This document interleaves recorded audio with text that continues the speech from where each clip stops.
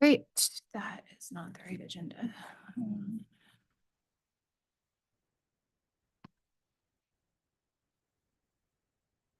Okay, good afternoon and welcome back to docket number 210515 REO1, PURA's investigation into revenue adjustment mechanisms for a performance-based regulation framework. We are here this afternoon for our 15th technical meeting in this matter. And we have an agenda in front of us. And I will turn to Director Kramer to frame today's conversation, please. Thank you, Chairman Gillette. Thank you, Commissioners, and good afternoon, everyone. As the Chairman mentioned, my name is Peter Kramer, and I'm with Authority staff. I'll start by laying out the plan for our technical meeting today. First, for our objectives, we are here to develop key potential regulatory reform topics. And particularly today, we're continuing our discussion of the revised straw proposal, which was issued by the Authority on February 27th. And specifically, we intend to complete the discussion on the various multi-year rate plan mechanisms, which we began last week. And we'll also address the earnings sharing mechanism, or ESM, revenue decoupling mechanism, or RDM, and CapEx and OpEx equalization measures. The second goal for our objective for our meeting today is to continue an open dialogue among participants to discuss these issues and develop ideas. Second, with respect to housekeeping items, first, this technical meeting is being broadcast live on PURA's YouTube channel, and the recording of the live stream can be found there after the meeting. We are also joined by a court reporter today, so the transcript of the meeting will be posted as soon as it's available. For the folks participating in the meeting today, please ensure that your microphone is on and speak into the mic so that both in-person and remote attendees can hear you. Those speaking into the mic will be our roundtable representatives. Seated here at the tables are those identified representatives from docket participants and other stakeholders. And as indicated in the tech meeting notice, these identified representatives are the main participants in our roundtable discussion today. Other representatives in in-person attendance here may confer with the identified representatives and may be recognized to speak as relevant to the discussion and as time allows. So if a roundtable representative needs to confer with someone, please just step away from the tables, have your conversation, and come back when you're ready to participate. The discussion will move along while you're having your conference. And if anyone from the in-person audience would like to be recognized to speak, please just approach the podium, and when you're recognized, state your name and affiliation, and we'll ask for your comments.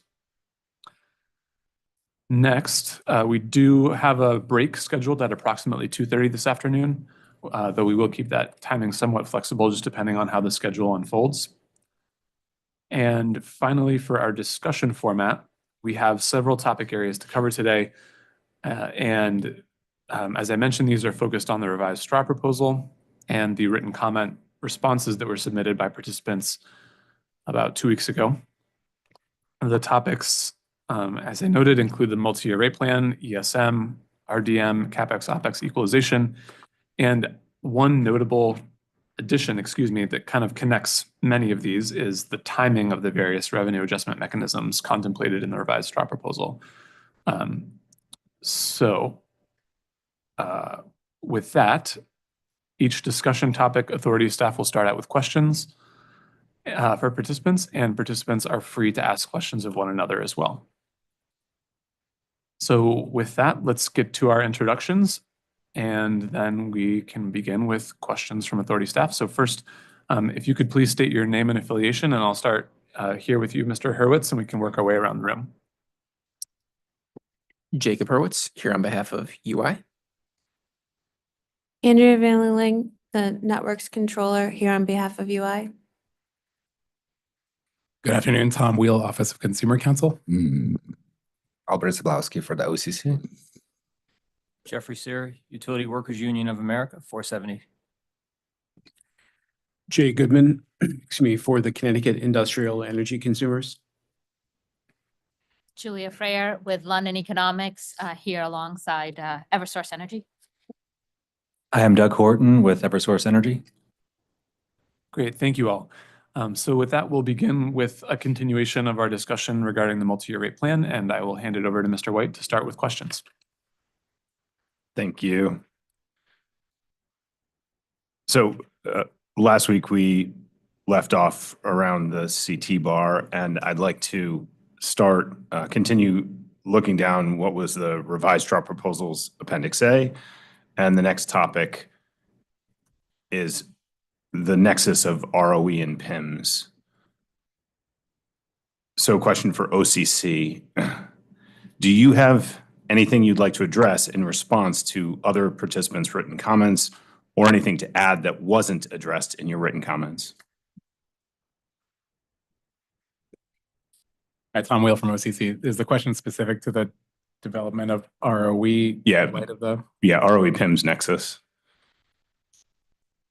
I don't think, I think that we are not too far apart from where the utilities see this issue, maybe just looking from slightly different perspectives. So just to clarify our intent of our comments was to say that the overall formulation of determining the return on equity in the rate case wouldn't look any different from our perspective, shouldn't look any different than it does now, in that, you know, we, any other docket participants, and presumably the utility would file testimony, and the testimony ultimately is about determining what the actual market cost of equity is.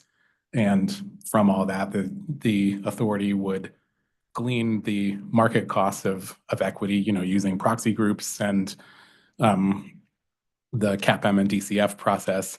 And then, similar to the authority's historic practice and current practice, the authority would also consider any subjective risks that the company in the rate case might face, including the risk factors or lack thereof of the regulatory environment. I think we cited a couple of citations in an earlier set of comments to previous rate cases where the authority recognized things like the presence of the revenue decoupling mechanism here in Connecticut as being an offset to the level of risk that whatever company that was faces here. So we think it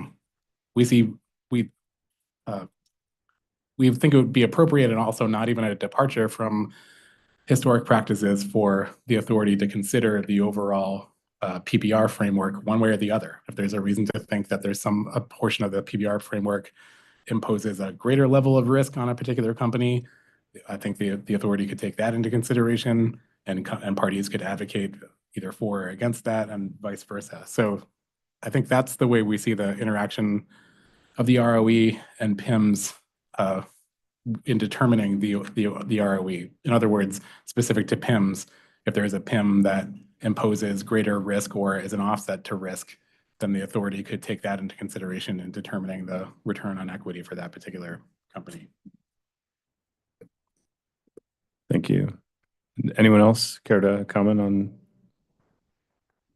Yep, Doug Horton with Eversource. I think I would just say it that from our perspective, our comments stated this clearly, and it's been our position from the beginning. And I believe we agree with Attorney Wheel on this point, but the bottom line is that the cost of equity that's set in rates should be set to reflect the market cost of equity. And then separately, any PIMs would be calculated outside of that, meaning that, as Attorney Wheel said, I agree, if there's a PIM that increases or reduces risk, that would then factor into the level of authorized ROE that's set into base rates, period. The point is that there was, although the straw proposal said that there would be no change to how PURA intends to set the level of ROE now, there was a statement, I could pull it up, that basically said, you know, under PBR, ROE could be set differently at a lower level, and then provide an opportunity through PIMs and achievement of certain metric performance as a PIM to get back to some other level of ROE, which is a position that Eversource has not supported, and to my knowledge, no party in the proceeding has supported or discussed or advocated for. And I just wanted to make sure that that point continues to remain, that that sort of throwaway sentence in the straw proposal, although not changing anything now, is important to point out that, again, as far as I see it, is not anything that any party in the case is taking, that you could simply substitute some other lower return on equity number and then have an opportunity to earn something back through the achievement of PIMs. That's not something that's been investigated, and I think would have serious consequences to the ability to attract capital and the risk that that would impose and create relative to other investments of similar risks or other utilities. It would put Connecticut on an island in that regard. Thank you. Sure. Anyone else? Nope, I agree with what Mr. Horton just said, and we've submitted written comments outlining our position. Thank you. Hi, Tom Wheel from OCC again. I guess the one comment I have is I don't know I don't maybe recognize the distinction. Like if you're imagining an overall revenue requirement that's fully captures OpEx, the depreciation, taxes, and also the rate of return at the end of the day, you've got a number that's the full revenue requirement of the company. If you have a PIM that somehow acts as a mechanism to allow the utility to earn some portion of that revenue requirement, whether that's framed as like an adjustment to the authorized level of return on equity or not, I don't know that I recognize like why that matters. So in other words, if you determine that like a utility that's operating at 100% of the, whatever it is that the authority determines it wants of the utility, and there's some PIM that's recognizing that the utility isn't currently achieving that goal. So you set a PIM to be structured in a way that if the utility improves performance, it can increase its revenue. If you set that as sort of, if you set the revenue requirement to account for that, meaning like there's some portion of revenue that's possible to obtain within the rate period that's higher than like the baseline level of revenue is set, I guess I just don't see, like you could do the same thing by adjusting an ROE like return. You could translate that into basis points and arrive at the same result. So I guess I'm just not getting if the utilities are specifically concerned about that, about like describing it as a basis point adjustment, or if the issue is structuring their overall revenue requirement in the way that I just described. I think I would say this, the issue is that if we agree, which I hope we all do, that there's some required level of return on equity investment that's necessary to attract equity capital to utility infrastructure in Connecticut, let's say that's 9%. You can pick a number and that would be decided in the context of a rate case. But if we say it's just 9% for the sake of an example, if that's the required level of ROE, base rates need to be set so that the utility has an opportunity but not a guarantee to earn 9%.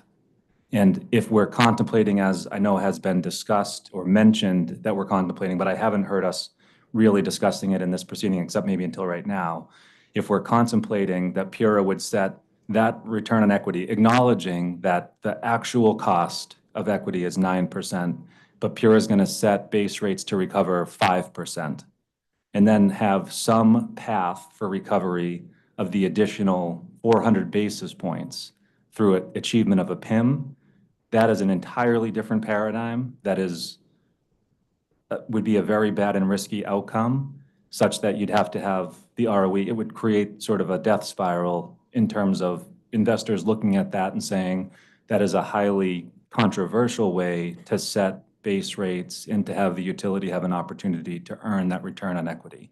So I think that's really the point that I'm making. I thought to this point, we've all been on the same page to say that that 9% needs to be set at 9%, and then PIMs would be operating outside. So if 9% is the level that is established as being needed to set rates, so you have an opportunity to earn 9%, 9% needs to be the level that rates are set at. You can't set some arbitrarily lower amount and then have some PIM operating off to the side that gives you the ability to claw some of that back. That's the main thing that I'm saying. If 9% is what rates are set to recover and 9% is assuming our current level of service, 9% needs to be put into base rates, or else it's creating and exacerbating that risk that already exists with the Connecticut regulatory environment. It would be making it that much worse, that much more risky relative to other utilities operating and trying to compete intensely to access that capital. A couple other observations in addition to those just offered by Mr. Horton. I think the construct you're contemplating, Attorney Wheel, is tantamount to pre-penalizing the utility and saying you have a chance to lift this penalty, but we're going to penalize you from day one. And I think there's, as I understand the construct of this revised straw proposal, real implications to that. There's cash flow timing considerations if we only collect the 5% in our going in rates, but have to wait until rate year 2, 3, or maybe even the next rate plan to collect that extra 400. And I think we also would have very real concerns about our ability to go out and meet those performance incentive mechanisms based on the construct of the revised straw proposal. Our big gripes relate to the fact that there's no path for us to earn our authorized ROE while investing at the levels necessary to deliver this performance. So I think you're pre-penalizing us for something that we haven't yet done and then taking away the tools to rectify that penalty. And then even if somehow we're able to surmount those challenges, we have to wait to get the return. I think there are a lot of practical problems with that worldview. And as Mr. Horton said, I would expect that to further amplify the concerns folks already have about this regulatory environment. Just to clarify, Mr. Hurwitz, did I hear you or maybe misinterpret that? Do you read the straw proposal, the revised straw proposal, as including that pre-penalty that you just described? I was referring to the timing of when performance incentive mechanisms would get reflected into rates. I understood there's some sort of, we'd have to make a filing to say how we performed on them, and then PURA, of course, would have to review that filing to make sure it's accurate. So I think if PIMs are a pathway to an authorized ROE, as I understand it, that means we'd have to follow that process for first proving that we delivered the performance sufficient to make the PIM, get that filing reviewed and approved by PURA, and only then would we be positioned to have possibility of earning something that approximated last year's earned return. Thank you. Sorry, Tom Wheel, one more time. I guess what I'm thinking of is specifically like an upside only PIM. If you think of that as a way of PURA saying, here's your baseline revenue requirement, and you can make your revenue requirement. You can increase your revenue if you hit certain performance metrics. So that would be an upside only PIM. And let's say the value of that upside only PIM is $10 million. All I was saying before is that if the revenue requirement in 1 year is X and the revenue requirement in the following year is X plus $10 million, that I guess I just didn't recognize the mathematical difference between structuring it just like that, like structuring it as a revenue requirement increase versus just structuring it as a basis point adjustment to the ROE. I'm not suggesting that we are advocating that it should be structured as a basis point adjustment to the ROE, but I think what I'm hearing, and it makes sense to me, is that structuring, like even if you had the same mathematical result in both scenarios, structuring it as an ROE adjustment would send a market signal that would be unnecessary. Is that accurate? I think hearing this most recent comment, Attorney Wheel, it reminds me of a conversation we had some number of technical meetings ago. And I agree with, I think, the essence of the point you're making here, that of course you could express dollars of revenue requirement or basis points of ROE and get to mathematically the same answer. But I think, and maybe I misheard, but the comment you made before that I heard a little bit differently, taking the example of an upside only PIM. If we have a base ROE of 9%, I hear upside only PIM to think, just to make it up, let's say it's a 1% upside. If we deliver the performance underlying that incentive mechanism, we could earn up to 10%. But I think again, maybe I misunderstood, maybe I misheard, but I think the comment before was, what if we set the base ROE at 8 and then give you a chance to work up to 9? And I think that's what garnered, at least from me, a strong negative reaction. I think that's where we start to have real concerns. If we want to express the performance incentive mechanisms in terms of dollars or in terms of basis points of ROE, I think that's a discussion we're willing to have.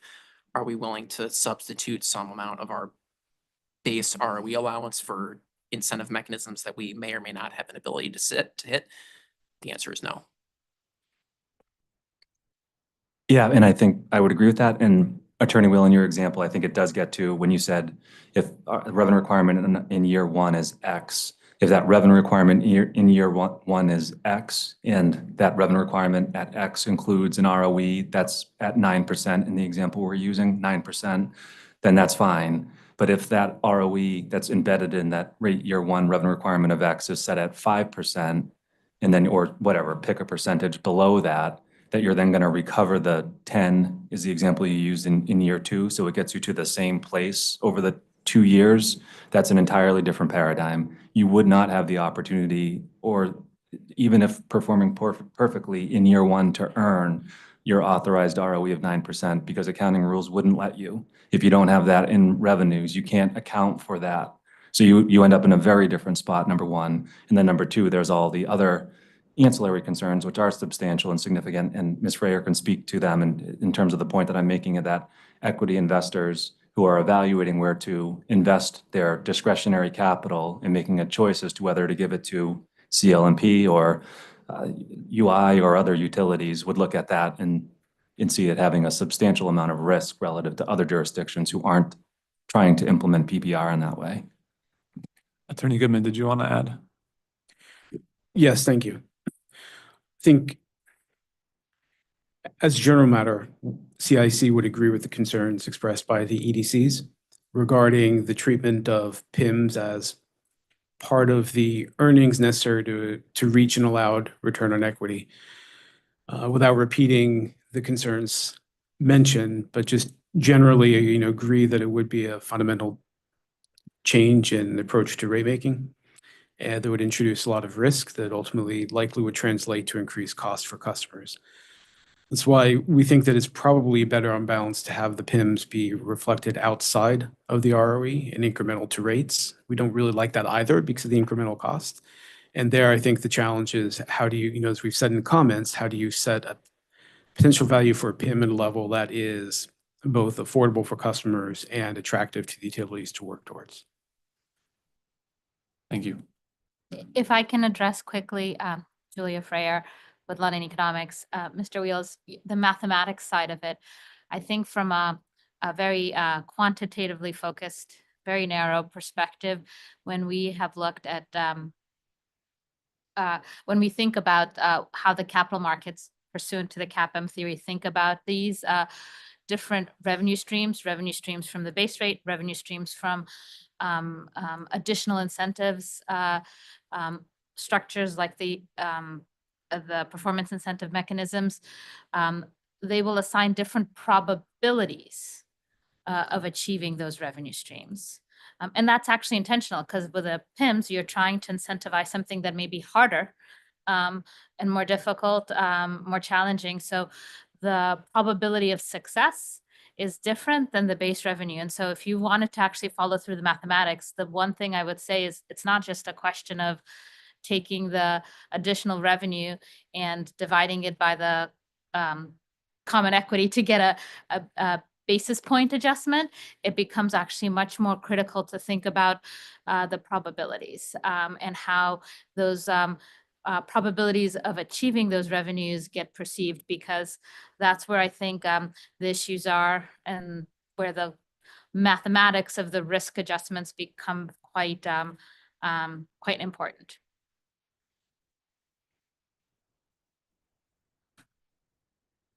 Okay, thank you for those comments. Mr. White, any other questions on ROE and PIMs? No. Okay.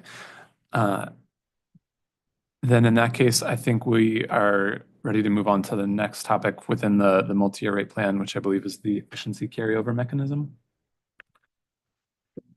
Thank you. Question for UI. Does the company have anything it would like to address in response to other participants' written comments, or anything to add that wasn't addressed in the company's written comments? No.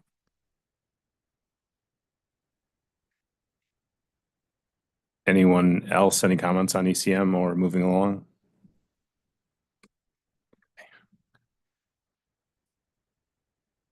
Moving on to the next item in the Appendix A, SFRs, standard filing requirements. The question for OCC.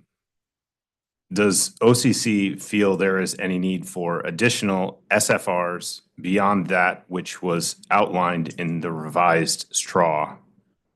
For example, should the SFRs require additional clarification regarding known and measurable adjustments?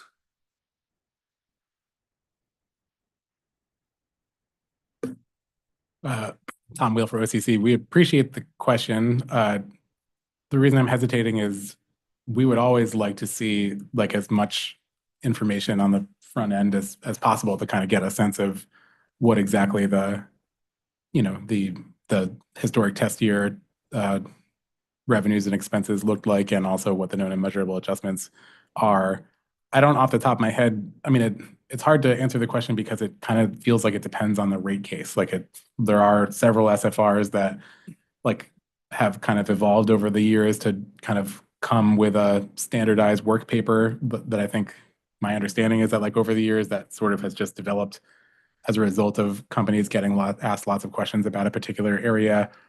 But I think in any rate case, at least in my short experience doing them, there's oftentimes a particular cost that in that particular rate case, like someone, whether Pura staff or OCC or someone else, like wants a lot more detail on. So it's hard to know, it's hard to think of a particular kind of SFR category that we would want to add. We have in the past in rate cases, particularly, I think it was in 2208 UI's last rate case, we raised the idea of adjusting the SFRs specific to the documentation for plant. That, I think it seems like what we're looking for there is hopefully what we're working towards in the REO3 docket. So I don't know that we're necessarily tied to that needing to be an SFR adjustment as much as just what we've been advocating for is a clearer kind of understanding of what's going on in terms of plant and service. So yeah, another kind of non-answer from us, unfortunately. Anyone else speak to SFRs? We pretty much said this in our written comments, but I'll just give it a go for fun.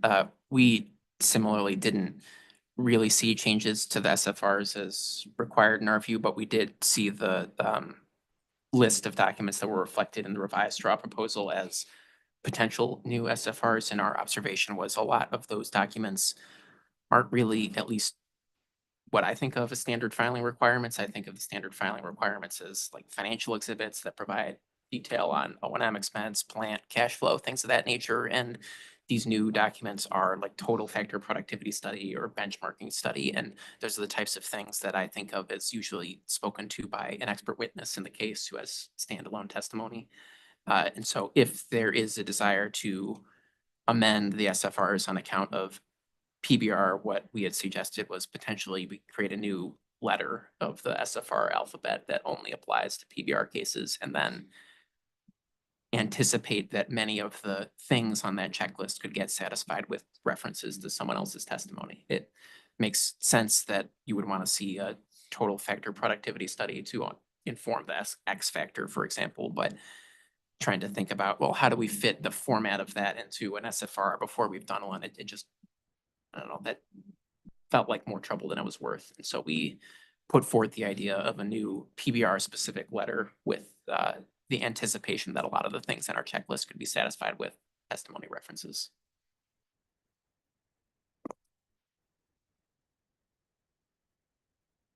Thank you. Anyone else on SFRs? Okay. Thank you.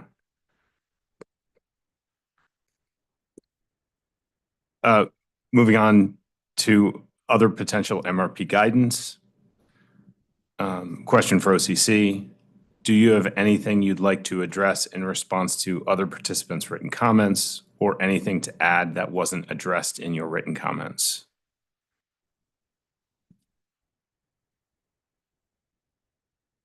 I don't think so. Nothing comes to mind, but thank you. Thanks. Anyone? Eversource. I think the one thing, I mean, there's other things that we haven't discussed, so maybe more will come out. But one thing that became clear after we submitted our comments that was notable, I think I mentioned it last time. The UI comments had pointed it out that the straw proposal contemplates that a company would need to make a commitment to PBR at the time of submission of its case, which would not be a workable time to be able to make that commitment without knowing the outcome of the case and what terms it would be agreeing to. So generally, in other places that we've been part of PBR, we make a commitment after, so to say that in light of the decision, the going in rates, the parameters of PBR, when we understand that, only then would we be able to make a commitment to forego our right to file a rate case. We'd never be able to make that at the time of submission. So that's a key point that we didn't highlight in our original comments to the straw proposal. It was not something I had picked up on, that important detail. So just wanted to clarify that. Thank you for that. A clarifying question. You said, I may have not heard everything, but you said after. As when the rate case is decision, The FD, the PFD, the FD is what you're talking about? it would be the final decision. Okay, Once the- sorry, yeah, final decision. Once the final decision is made, so that was another, getting a little bit into the details. I don't want to take us off track, so you can cut me off, and I promise I'll stop. I never do, but this one I will. Is that last week we were talking about, and we submitted a supplemental response to try to quantify, because it became clear from the discussion at the last technical session that at least staff was envisioning some portion of the first PBR adjustment going into rates the same day that the cast-off rates from the rate case would go into rates, which isn't something we had been aware of or contemplating from the straw proposal. I could see that solving certain concerns that we had, but it creates this other one, which is that if we're, having a different way of setting cast-off rates, whether you're in a PBR framework or not, that creates a conflict, because we won't know. Like I said, we could never agree. I can tell you right now, Eversource would not be in a position of agreeing to PBR when we file our case. There would be no possibility of that. So we would just not be filing a PBR case ever if that was the expectation of us. We wouldn't be able to agree to forego a rate case until we understood what are the cast-off rates that have been set and what other restrictions have been imposed upon us as part of the PBR implementation. So we couldn't have like two different ways of establishing cast-off rates. It would have to be rates being set based on to get rates in the cast-off rates, so that first rate year rates would be set to cover our cost of service, whether it's a PBR rate plan or something different. We wouldn't be able to have two different ways of setting the cast-off rates. So that was an approach we tried in our supplemental response to make it clear, here's how you would have, two ways of setting rate, or one way of setting rates for the cast-off rates, but how you would have that first CT bar adjustment going in at the same time that base rates are set. Thank you. Mr. Horton, just mechanically, can you explain, you said that in other jurisdictions, the commitments made after a decision or an order comes out. Can you explain the mechanics of what that has looked like in your experience elsewhere? Yeah. So in Massachusetts, we've had multiple, orders under a PBR framework.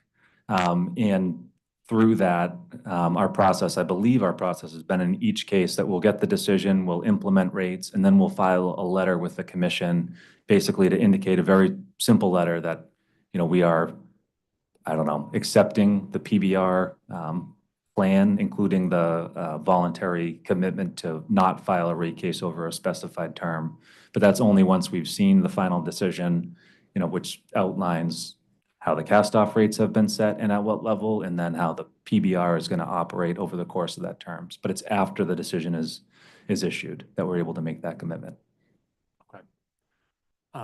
And if you might not have been through a circumstance to this effect yet, but if the company were to not agree, what would that look like practically in terms of same process, a letter, any different action that would follow thereafter? We haven't done that, but I would expect it would be it would be within that letter, basically saying we are not able to accept the terms. And then I would imagine, I'm not a lawyer, but I would imagine what would happen is we would have the cast-off rates would still be the cast-off rates as set in that order, unless altered through an appeal or a motion or something else. But those rates would be the operative rates.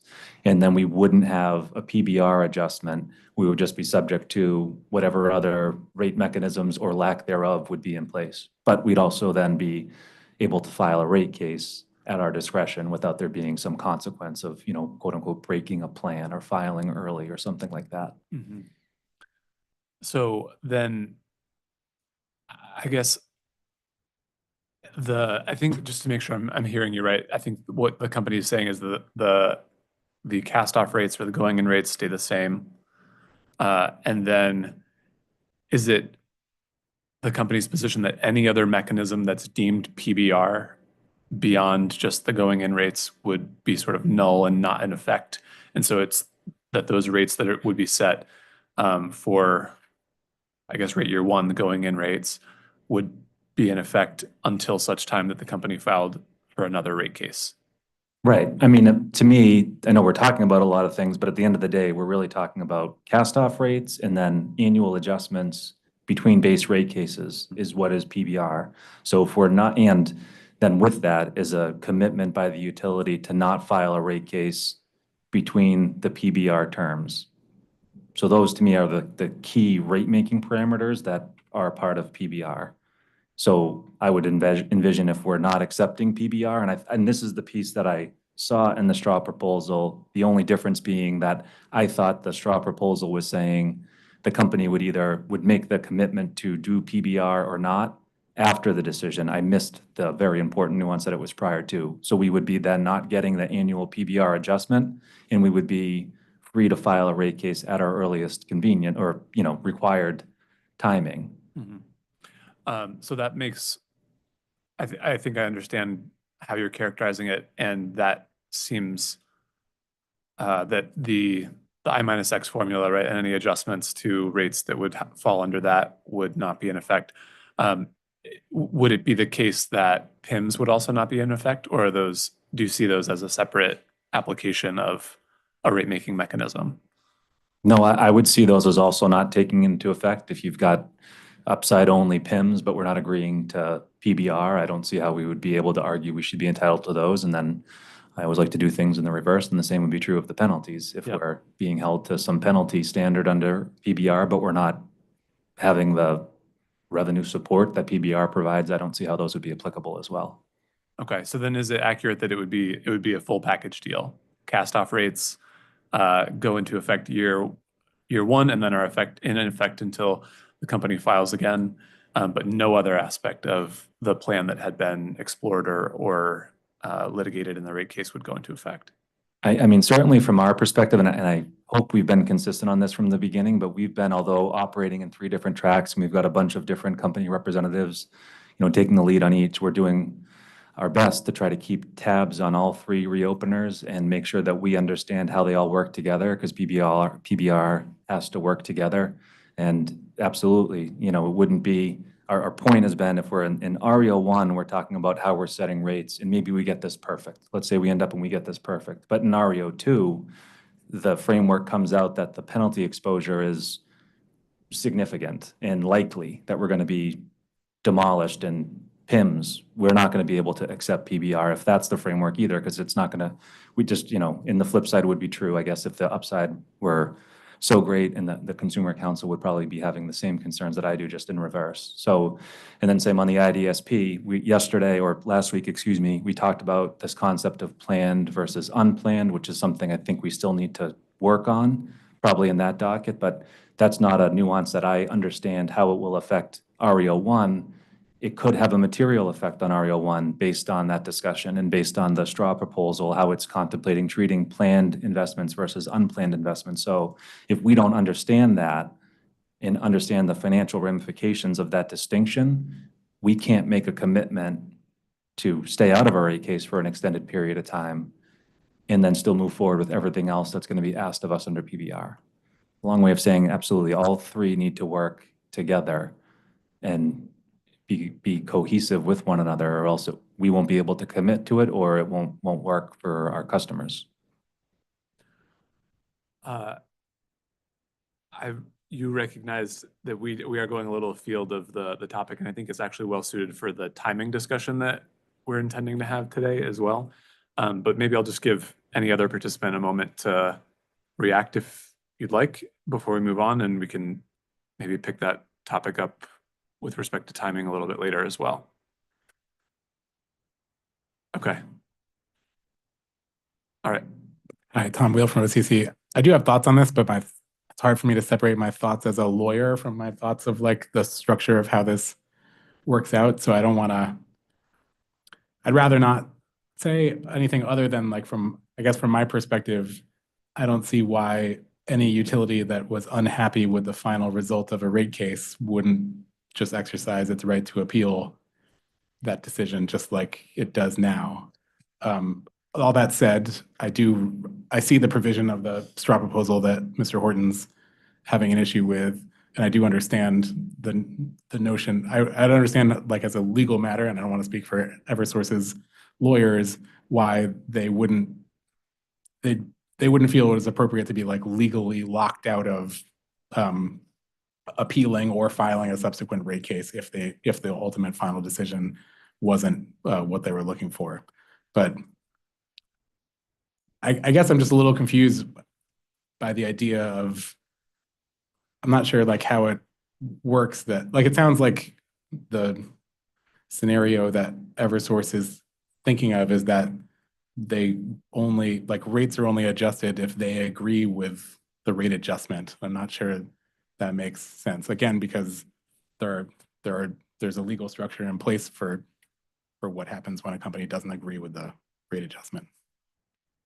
And I'm not speaking of, or I cannot speak for Attorney Pace. He is very well suited to do that. My point is this, though, that for my understanding as a non-lawyer is that every utility has the ability to file a rate case when its rates become out of alignment with its costs. And that's the recourse that a utility has. But under PBR, the utility is waiving that and agreeing to waive that right in exchange for the rate-making parameters of PBR.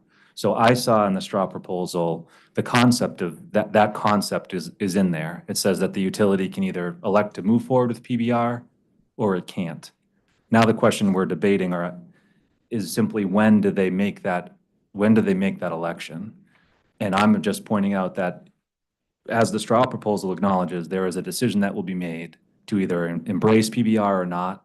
And if it stays as it is now, that it's at the time of the submission of a rate case, I can say with 100% certainty that Eversource will never be filing a PBR rate plan. And actually, and I know that we're in the middle of a proceeding, we did file a PBR rate plan in Yankee Gas, and we're fully supportive and hope that we get a favorable outcome on that one. But if we get to the end point and pieces of that are adopted and others aren't, to the point where we can't survive outside of a rate case for the 4-year period that we've asked to, all I'm saying is then, and certainly we would try to attempt to pursue all legal appeals and whatever, but that takes several years from my experience. So we're going to be operating in the real world while those appeals work their way through courts. If we can't accept the terms of that rate case, even with PBR adjustments happening on top of it, then we would just simply not be able to stay out of a rate case for an extended period. We would have to be filing a rate case before the 4-year period is up. So that's all I'm saying. I'm not saying it's one or the other. I'm sure we would still have to evaluate our legal, rights in other forums or what have you. But as it relates to the concept in the straw proposal of agreeing to PBR or not, it would have to be after we have the decision in hand and understand the terms of PBR. Attorney Pace, I see you. I'll take your comment here and then we'll put a pin in this topic because, again, we can certainly revisit it with respect to timing, which we have for later in the afternoon. Sure. Good afternoon, and thank you for the chance to appear today. And I want to respond to the good question Attorney Wheel raised, because he asked the issue of the legal department at Eversource, how would we respond? And I think Mr. Horton did a great job in responding, but I want to make sure if you have any follow-ups. I think from our perspective, it would be just as he said, which is we would come in for a rate case and Pura will reach their decision. We would then look at the result and decide, putting aside whether or not we would elect to take an appeal, it would be, did the company receive an opportunity but not a guarantee to earn a reasonable return? And if the answer is no, the company could then not waive their right to file a new rate case 6 months, a year, 2 years down the road and commit to the benefits and the other things being offered under a PBR framework. So is that responsive to your question? I want to make sure we do a good job of getting you the information you need. Yes, thank you. I understand.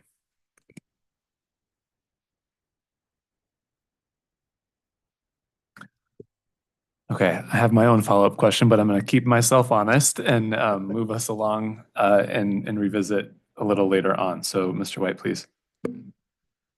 Thank you. Following up on the comments from the last the last question with Eversource. I have a question for Ms. Freyer. Could you give a general guideline as to how many years a TFP study would work before it goes stale? So a TFP study is going to look backwards in time, and the data that's usually available for that study isn't available instantaneously. So for example, as we sit here in 2025, we don't have 2024 reported data from the typical sources we would rely on for electric distribution utilities, which is for Form 1. That won't be available till later this year. But nevertheless, it's going to go back over multiple years in time, at least a decade, if not longer. And so I think it would still be robust to use, even if it only covered through 2023. I think it would be usable this year and maybe into next year. And I think within 2 to 3 years, once you have an additional, I would say 2 data points, you could look to update it. But it probably wouldn't be, I think, significant in magnitude in terms of impact on the results if you try to update it as soon as you get 1 additional year of data point. It's not going to dramatically change the average trend for the industry as a whole, which is what you're trying to measure. Thank you. Any comments from anyone else? Thank you.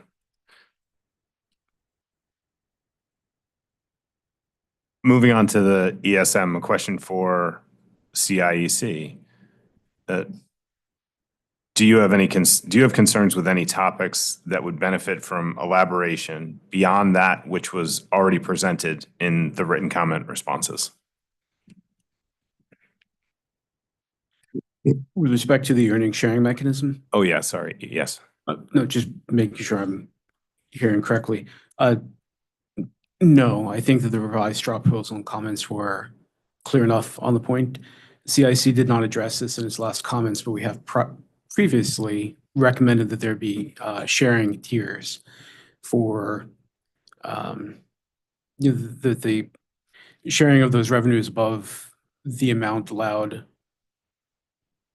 I'm sorry, the amount reflected through rates inclusive of the allowed ROE, et cetera, change as those revenues increase above the allowed ROE. That would still be our position.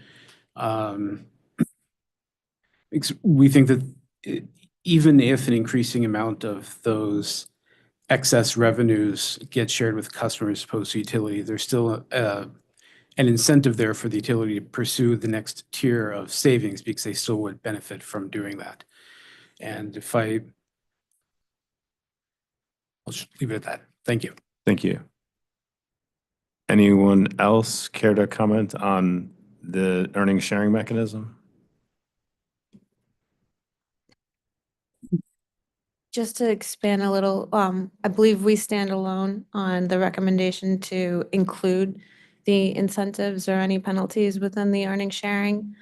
And the primary reason for that is if you had penalties or you have incentives that would bring you significantly above or below your allowed ROE, you run the risk that you're saying your earnings sharing ROE is one number, say it's 9%, but you had incentives that brought it up to 11%, and you're not paying on any of the difference between the 9 and 11. So the other way, if you have a 9% and you have a 2% penalty, you're paying, or say it's 9.5, you'd be paying when you've actually received penalties. And so to us, what's really important with rating agencies, with shareholders, with our investors, is not only what is your allowed ROE, but what are you actually earning? What does that number look like? And that's the decision that shareholders or investors or your debt holders are going to look at when they're making decisions to invest in the company.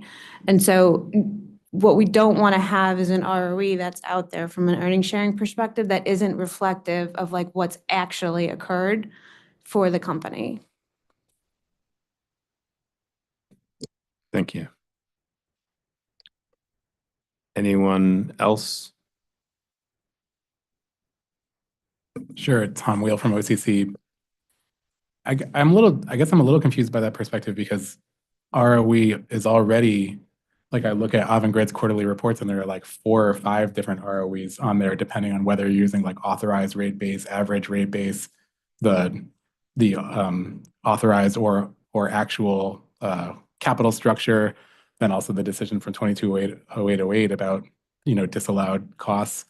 So it seems like there are already like multiple ROE numbers out there that I'm not sure which of those investors look at. I assume that investors look at just actual net earnings, net income and analyze that as in comparison to overall actual rate base. But I guess my question would be like, what would another ROE on those reports, like, why would that make a difference? So if you don't include, this is awkward because we're, sorry, Jacob. If you don't include the incentives or the penalties, that true ROE is never actually published, right? So I have no reason to file what I will call my actual ROE that has those numbers in there. That would never be publicly available. And so there are other jurisdictions that do have the same thing. And when there is no ROE available that has that penalty or had that incentive included in it, so investors, debt holders, you don't actually know what I'll call my real ROE is when it included those. And so without including them, there is a lack of visibility for all of the invested stakeholders, I'll call it, to actually see what the true earnings are. To your point, they do look at net income, and that's where you would see it, but some are not super savvy to say, well, that's net income versus this is I'm looking at the published ROE, it's saying 9%, but maybe they really had, $10 million of incentives. That's going to be in net income, but not in that ROE. And they're going to think, you earned your 9% ROE, not $1 above. But that is not actually reflective of the case. And there is no ability for a stakeholder to go find that real number that's out there. Thanks. Tom Wheel from OCC again. I would just say in response to that OCC would have no objection to any company reporting like for transparency purposes or anything else. However, similar to the way Avangrid in particular, I think, reports more than Eversource already as a result of the last rate case. So we'd have no objection to the company reporting an ROE as calculated inclusive of penalties and other adjustments. Our position is just as to the actual earnings sharing mechanism itself.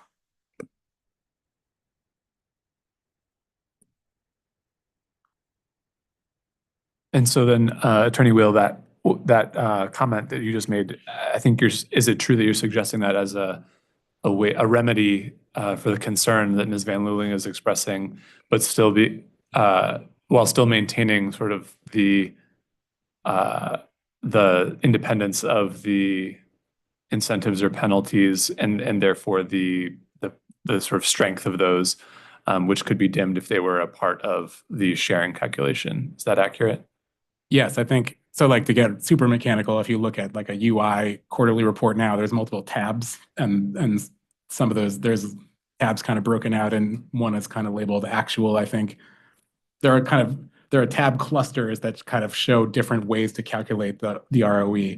And I think like we would see adding to that, like including a tab that calculates the ROE inclusive of penalties or incentives would, at least in my mind, be a place. It would resolve the Ms. Van Luling's concern about there being no place for investors to see, or for anyone to see, well, what does this look like if you include penalties and upside PIMs?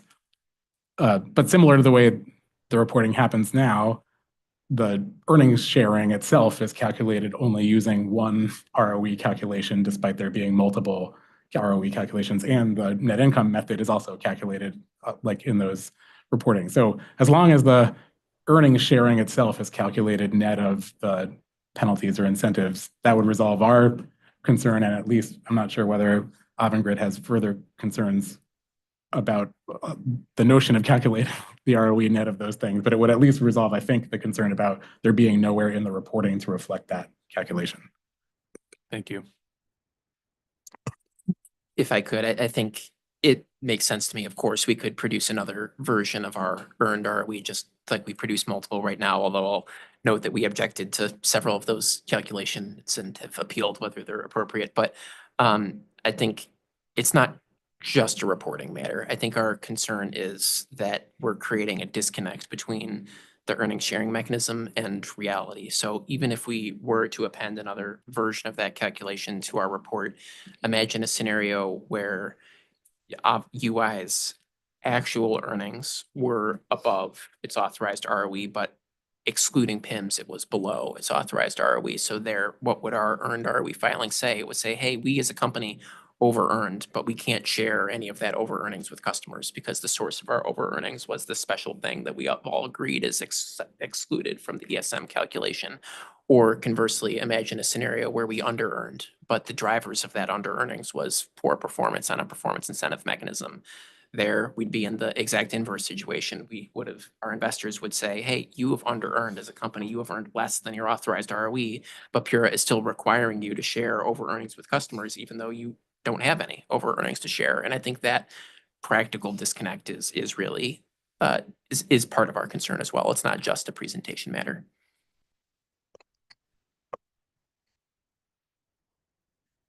I have a clarifying question, and I don't recall from the comments. So is UI's position that if you are in over-earning position, that any incentives earned through a PIM would be shared with customers?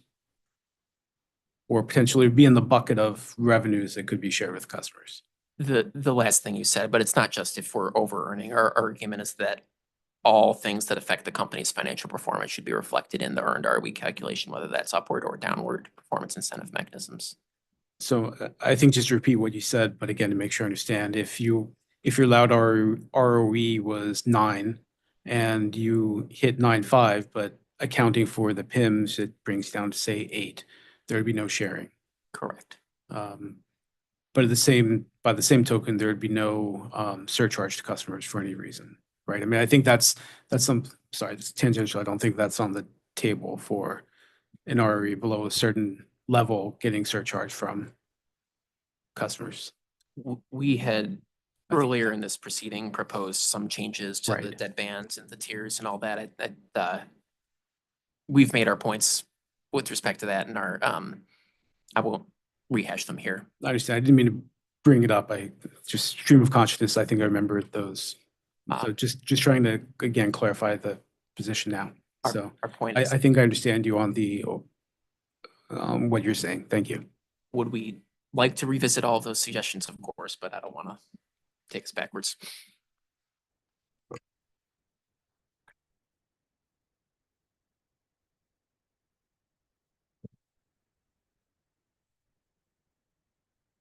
Continuing down Appendix A, looking at the revenue decoupling mechanism, the RDM. The question for UI, does the company have anything it would like to address in response to other participants' written comments or anything to add that wasn't addressed in its written comments?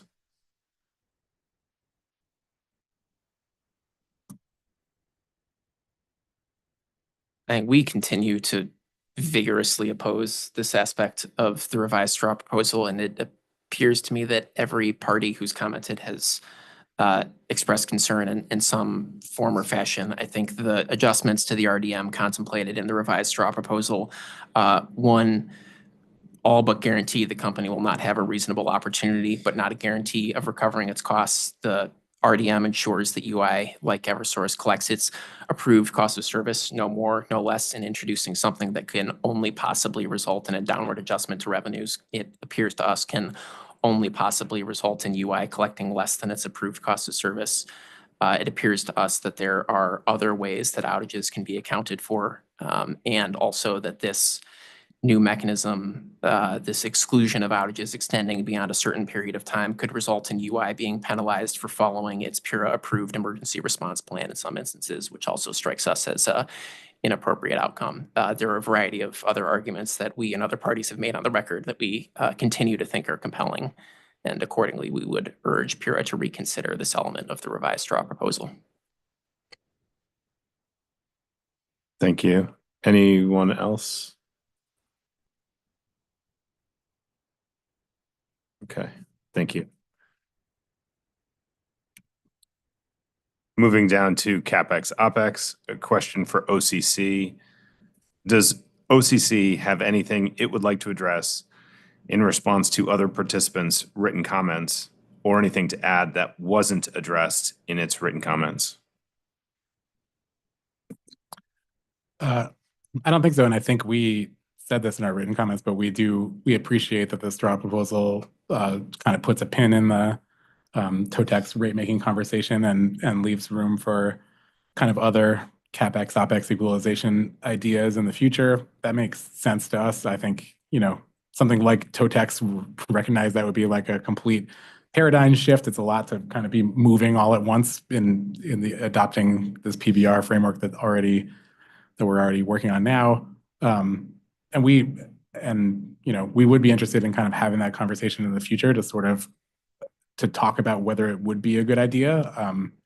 So we're happy with the straw proposal, at least, leaving room for that. So I think we did already say that in our comments, but that's all I'd add today. Thank you. Anyone else?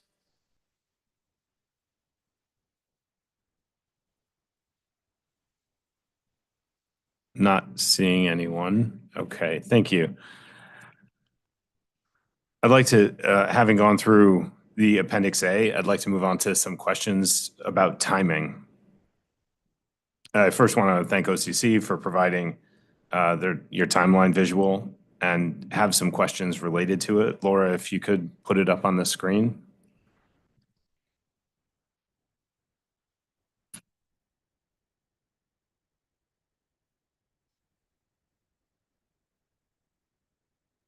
I'm thinking there might just be some minor housekeeping questions here. I'm not sure if they are, but to confirm some stuff. Question for OCC. Refer to cells AB 19 through AC 20.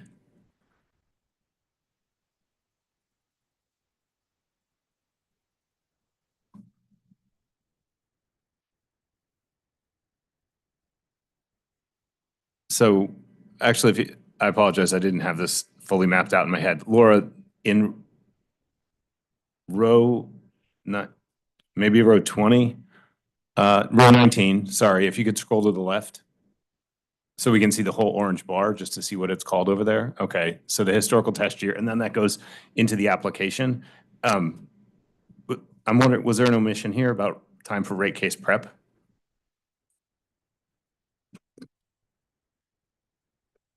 Yes. Okay. Yes.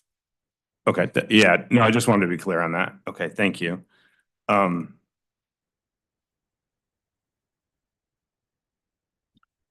then with that, I'm wondering if, I think it's around row 36, the management audit. Yeah, would the management audit, would there be any adjustments? Would you expect there to be adjustments to the timing of the management audit?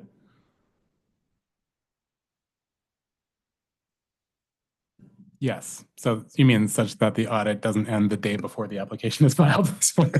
I'm not trying, I just want to be careful about it, make sure we're on the same page. Yes, that does make sense. Okay, okay. Thank you. If anybody else has a comment, feel free, but okay, good. Oh, sorry, CIEC. It's okay. Question/comment. I guess to OCC for its proposal, are you envisioning that the Eversource and United Illuminating rate cases would proceed in parallel, or do you think they should be staggered? Oh God, I hope not. Staggered would be my personal preference and my wife's personal preference, actually. No. Well, thank you for asking. Well, thank you for giving the answer I was hoping to hear.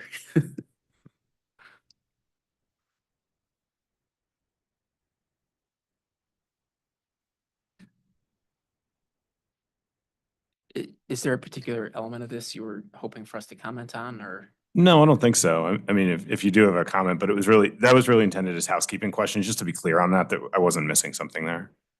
I could talk for a long time about this, but if there's a particular element hoping to focus on that. It was really, my focus was really on the timing of it. Okay. I will, sorry, Tom Wheel from OCC again. I will say that we filed this just to start the conversation about how all these things are supposed to come together. So we would welcome any input now or later from any party about adjustments that might make sense. So this wasn't intended to be, that this has to be how this works. It was just sort of, we hadn't seen, we wanted to start the conversation about how to kind of integrate all three of these dockets to figure out how all of it's going to connect together. So that was the intent. Thank you. And so, did you have a question? Maybe just to say a comment in Sure.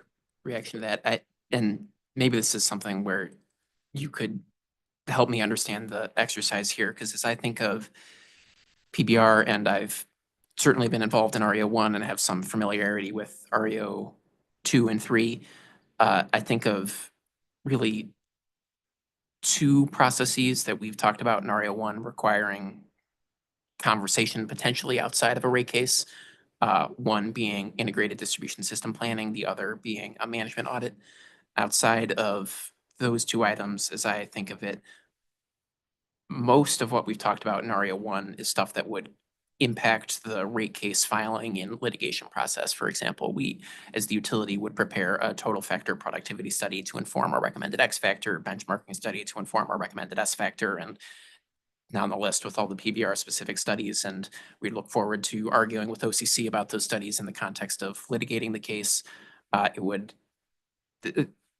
Mr. White, your question is what screamed off the page at me on this attachment, the time for actually preparing the rate case. But setting that aside, we'd have a very similar rate case preparation and litigation process. There would just be a couple extra bells and whistles involved in that rate case litigation process. And then the question would be, based on the design of the incremental capital funding mechanism, the approach to the I factor, the approach to the performance incentive mechanisms, and maybe one or two other variables that are escaping my recollection, but I think that should be most of them. How and when do we calculate the adjustment to rate year 2 revenues? Is that something that takes the form of, I think it was contemplated as a motion in the revised straw proposal? I think we had submitted a discovery response, although I cannot remember the numbers, suggesting we could just do it all in the RAM. I think that's where kind of the timing complexity comes into play, is when do you calculate that rate year 2 revenue adjustment mechanism change, as I was contemplating it. And it wasn't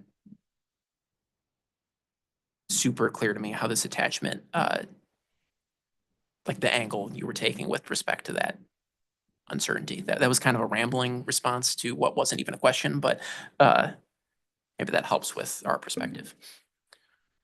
Sure, I can address that. I think for example, we have, if you look at, in this example, we have rate year 1 starting on January 1st. And then we have those filings. If you look at cell AL64, we envisioned an X factor, S factor, and I factor, X factor, and S factor filing coming in October to be reviewed in November, decided in December, to be implemented at the beginning of rate year 1. And again, the timing of how long that filing takes to prepare, how long it takes to review, how long it takes to develop a decision, all these boxes could be stretched out beyond 1 month from our perspective. But that's where we attempted to account for that in the spreadsheet.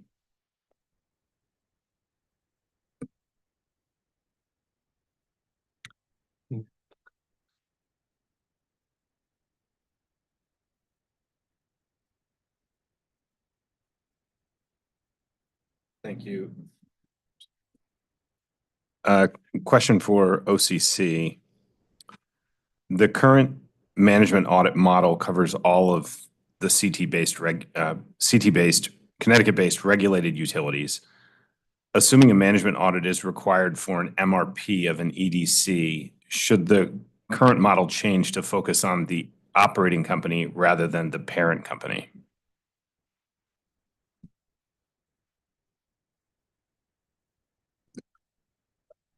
Tom Wheel again. I suppose that could make sense. The reason I'm hesitating is that a lot of the potential value we see in a management audit is to help us better understand like corporate allocation expenses that get hashed out in a rate case. So we wouldn't want to see those elements removed from a management audit, because that's kind of, I think that's sort of like the area, it's in a really important area within a rate case. We attack Ms. Van Luling with like hundreds of questions during a rate case, trying to understand like how those allocations work. We always ask about the Massachusetts factor, you know, all of that stuff. So I think like that, the relationship between the operating company and the parent company would be a really important part of the management audit from our perspective. But for that, as long as that were inclusive, so example, for as long as the management audit included the information about like the relationship, the accounting relationship between, for instance, UI and Avangrid, it wouldn't necessarily have to also include CNG and SCG if that's what the question is.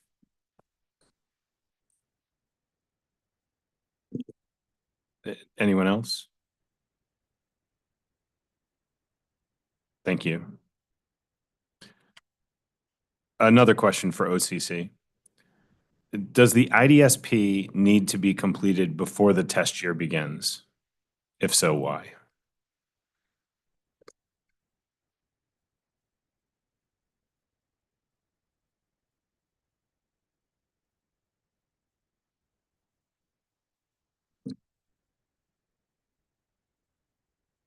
Before, Attorney Wheel, before you respond, Mr. White, is there a cell reference Oh, I'm sorry. can look I at apologize. No, as well? no, Okay. No, there's not. but I wasn't planning on that. Sorry. So the question is whether the IDSP needs to be completed before the historic test year begins, the beginning of the historic test year. Yes.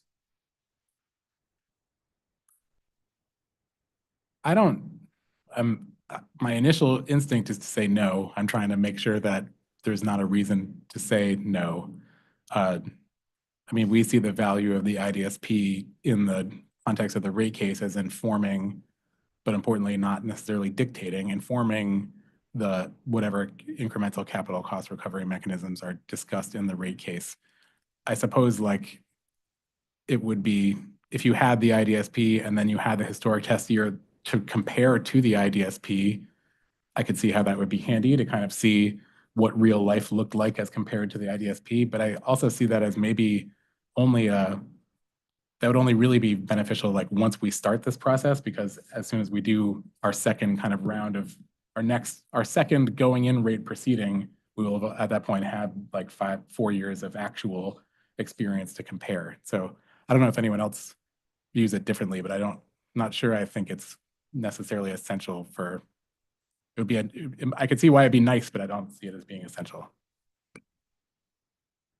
And I think, Mr. White, you began your question by saying, would it be helpful to have it completed before the beginning of the historical test year? And I would completely agree with Attorney Wheel. And I'll be honest, I have not fully reviewed the revised straw proposal in REO 3 just yet that came out last Friday, but my recollection is there's some homage in there to the fact that IDSP is really a living, breathing document. The needs of the system evolve very regularly, and so I could see some real downsides to having an IDSP that's completed that far in advance of when rates in the case would take effect. So I would agree with Attorney Wheel. I just wanted to add maybe a different way to answer that question, not when it needs to be started or completed, but perhaps working backwards from the last week's technical session. In the discussions, we heard that there may be a different interpretation about the timing of when the first CT bar would hit. And since the CT bar uses the IDSP, depending on what the final timing is of the CT bar, the IDSP is a key input that would need to be done by then. Done, and I would assume somehow preliminarily approved. So you move backwards, it may require that it's perhaps completed, maybe not with the beginning of the historical test year, but perhaps before the end of the historical test year. Yeah, Tom Wheel from CC. I agree with that. I was struggling with needing an entire year before the beginning of well, even more than a year, because of the error that's already been pointed out with our timing. Because there's the entire historical test year, then there's presumably some gap in time between the end of the historical test year and the filing. I don't see the necessity for the IDSP to be finished before the beginning of that process, but yeah, prior to the filing itself would be very helpful. Thank you. Moving on.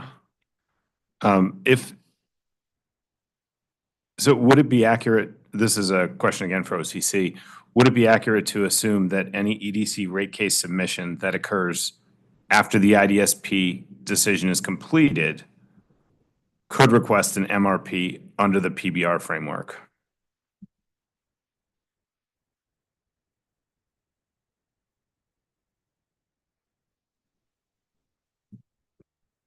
Again, I'm hesitating. I want to say yes. That's a gut instinct, but I feel like I'm missing something in the question. Yeah, that makes sense to me. As long as, I mean, if Pura has reviewed and finalized its review of the IDSP, then that should be enough for us to understand the application for with respect to incremental capital. And as long as there is a historic test year to review, as long as everything else you need in order to do a rate case is in place, that would make sense to me. Thank you. Anyone else? Thank you.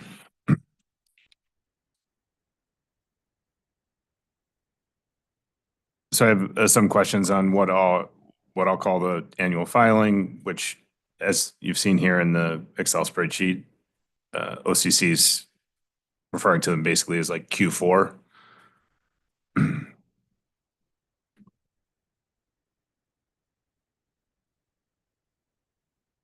So a question for Eversource. Assuming the goal would be to begin new rates on January 1st, when in October would the company be able to submit their annual PBR filing, including all revenue cap formula components? I know in Massachusetts, we make our PBR filing for rates January 1st. I think it's September 15th.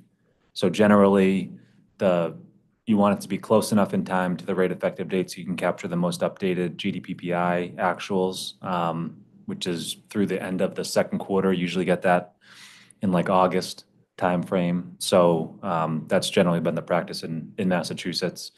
And then depending on how much work is going into the CT bar calculation, you'd have actuals for the prior year by that point in time. And so ought to be able to pull that all together for a, September 15th, October 1st or 15th timeframe for rates effective January 1. Okay. Thank you. UI or anybody else?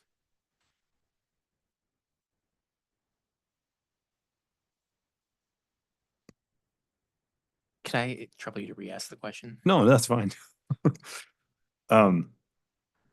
Assuming the goal would be to begin new rates on January 1st, when in October or when would UI be able to submit your annual PBR filing, including all revenue cap formula components?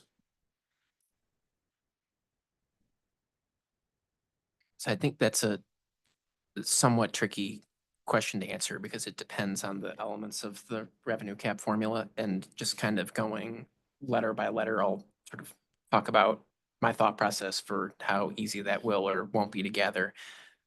Starting with the I factor. The I factor, as contemplated in the revised straw proposal, would be updated based on actual experience. And so preparing a filing in October for rates taking effect January 1 would be interesting because you won't know actual inflation for the upcoming rate year. So you would have to either use some predefined assumption that is later trued up or take some other approach, but you'd have to think through the when actual data becomes available and when you account for that within your formula. The actual computation itself should be a relatively straightforward one once the data is available, but if you want rates to reflect the actual value of GDP PI. That creates some interesting timing considerations. The next couple letters are a little easier. X and S, as I understand it, would get set at the outset of the PBR rate plan. And so, of course, we would need everyone to review and make sure that we've incorporated them into our calculation appropriately. But hopefully that's a simpler calculation if we're just reflecting the input everyone's agreed to. Then we have other elements that could get more or less involved. So one being performance incentive mechanisms will depend on the exact slate of PIMs that are established in REO2 and when the utility's actual performance for those becomes available. I recall that we have certain metrics that did for today, for UI that determine whether we're able to collect all of our executive incentive compensation. One of them was tied to EOE's review of certain calls, and that review hadn't been completed by the date we were supposed to make a motion filing, so we had to leave a placeholder in that filing. I don't recall all of the performance incentive mechanisms being contemplated in REO2 right now on when the data would become available, but I think that would be a not insignificant thing to think through. The approach to storm costs could be another potential challenge depending on what path forward is set for storm costs in this proceeding. The capital funding mechanism should paradoxically be one of the easier inputs based on the outline reflected in the revised straw proposal, at least assuming there's no extraordinary capital cost recovery mechanism. I forget what that was termed in the revised straw proposal, but the second non-CT bar mechanism. But the CT bar mechanism, as I understand it, all of the input would be set in either the integrated distribution system plan or the company's historical experience. So it would just be a computational matter to produce rates based on those collection of inputs. I think those are the primary PBR. I guess Z factor would be another one, but we've talked about that being ad hoc and probably having a path to cost recovery determined on a case-by-case basis. But this is a extremely long-winded way of saying I think it would depend. And I think actually the response to UPA 72 that we submitted was somewhat caveated because at the time we filed it, we didn't really know what would be contemplated in the revised straw proposal. But I think what we say in that response, I think is pretty aligned with where the revised straw proposal ultimately landed. We talk about it taking probably 3 to 4 months from the end of the rate year to prepare a filing that the utility would then be positioned to make. Obviously, when that clock starts depends on when the rate year is. And I know you began your question by saying in support of a January rate change, I think it's a practical matter. If you have a calendar year rate year and then 9 months to prepare a rate case, a calendar year test year and then 9 months to prepare a rate case, you're probably not going to have a calendar year rate year.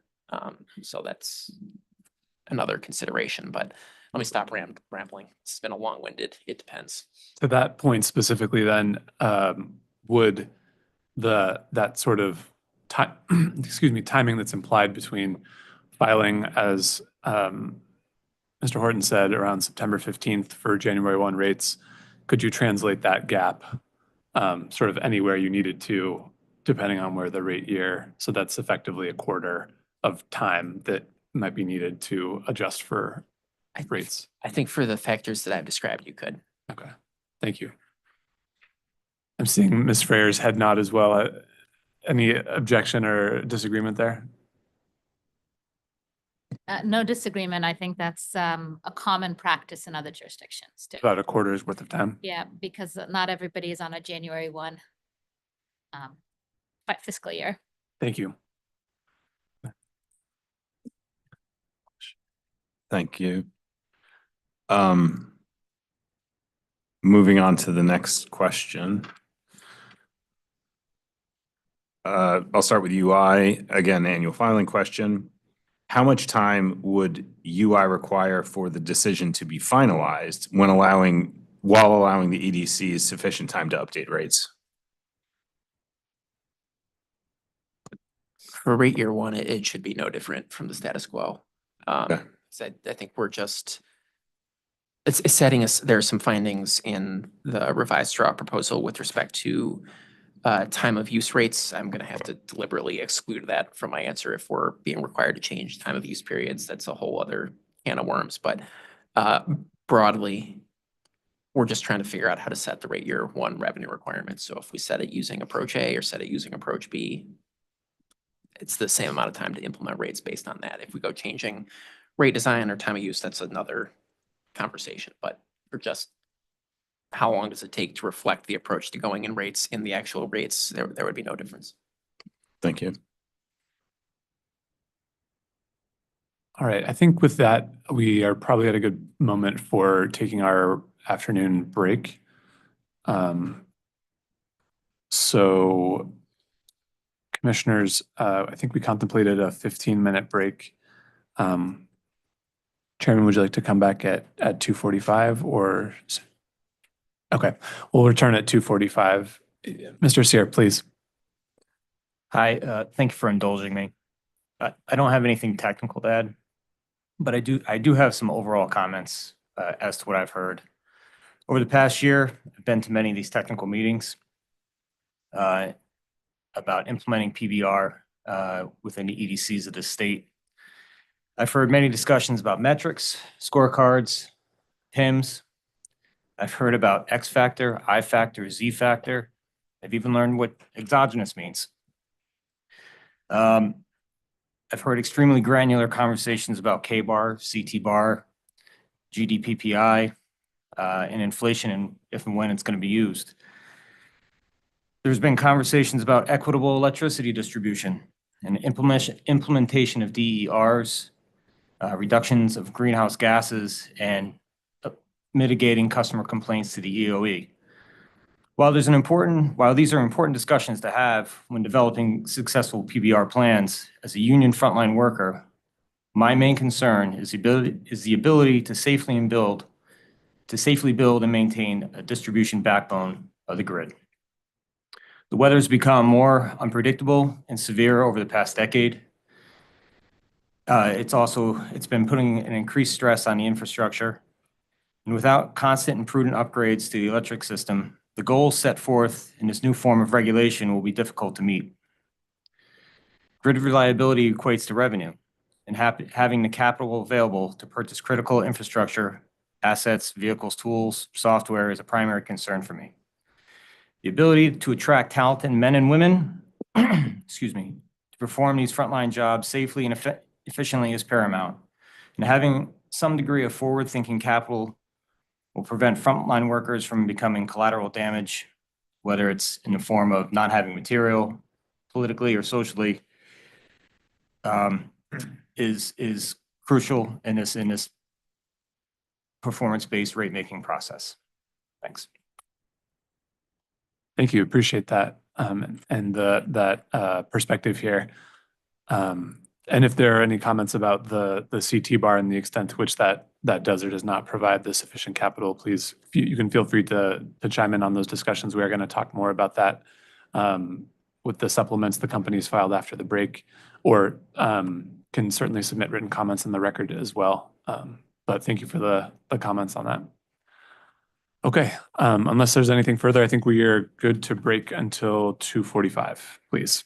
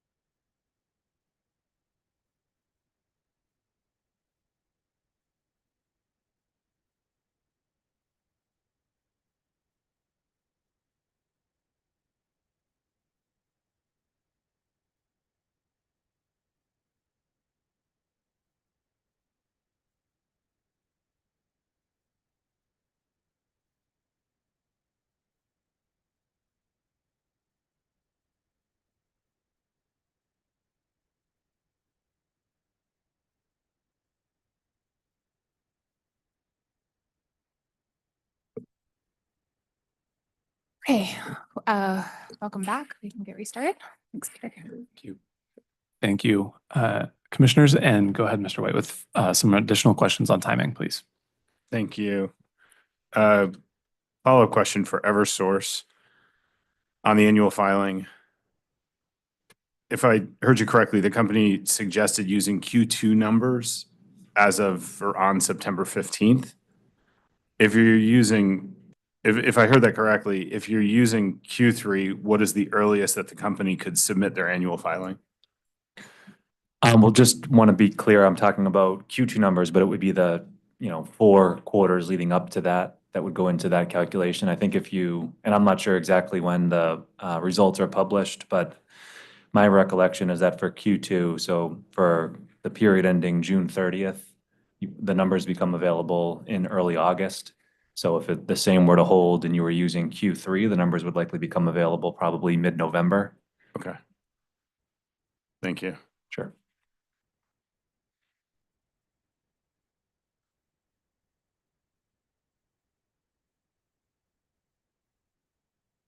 Laura, if you could go to cells AX 26 through AZ 28.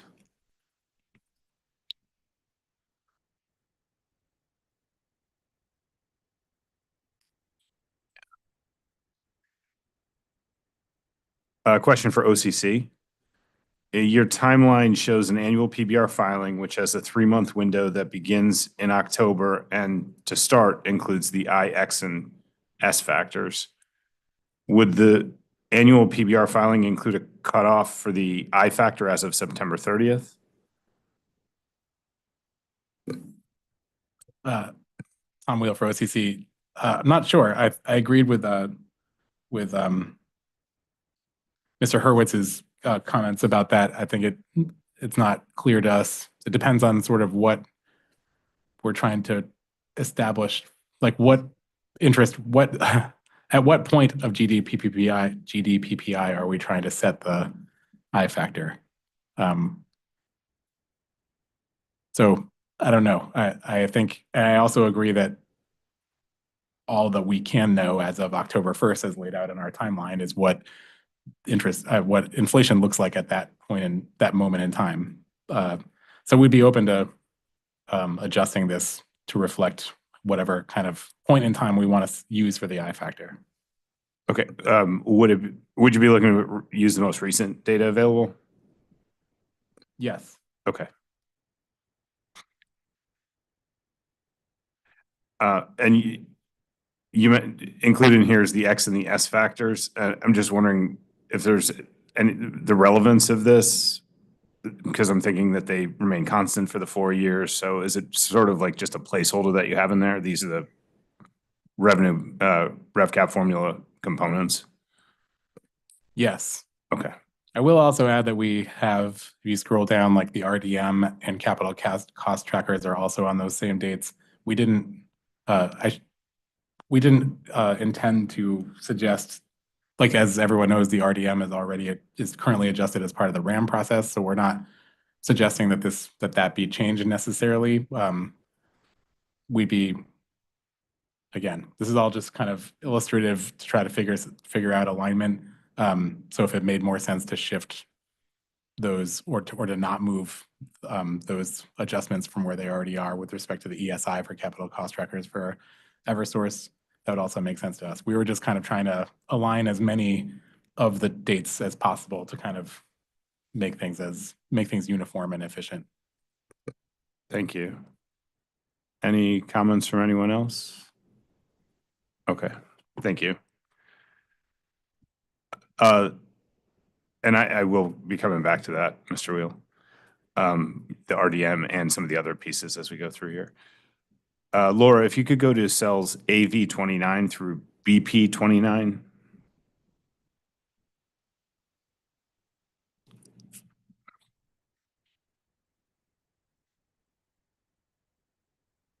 So we're looking at the Z factor and a question for OCC. OCC offered options that would, 1, require this as of August for a 3-month prudency review window, or 2, require this in October with a decision in April.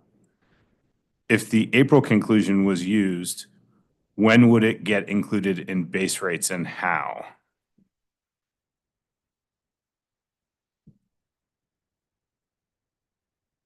And also share your thoughts on how these timeframes, just any additional thoughts on how the timeframes would work, and what is OCC's preference on these two different options?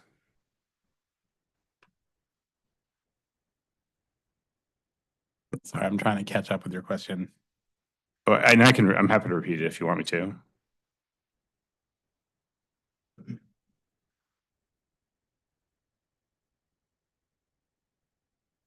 Sure. You referenced, I thought I heard you say talk about an April adjustment for the Z factor. Is that?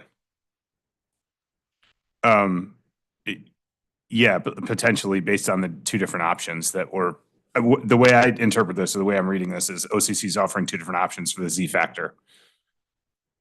Yes. What's your preference, and how would either of them work in terms of the time frame? I don't know that we have a preference. Okay.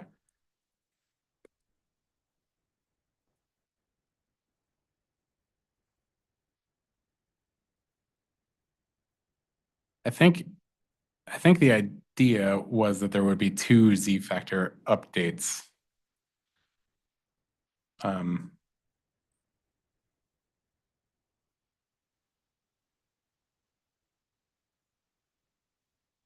Sorry, I don't have. We'll have to think about that more and maybe get back to you. Okay.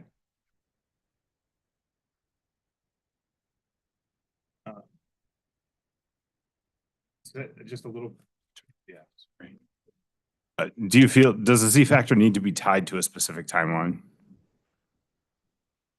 Or to add to that, can the EDC submit its motion and documentation once it is available, but no later than the annual PBR filing, for purposes here, filing in October?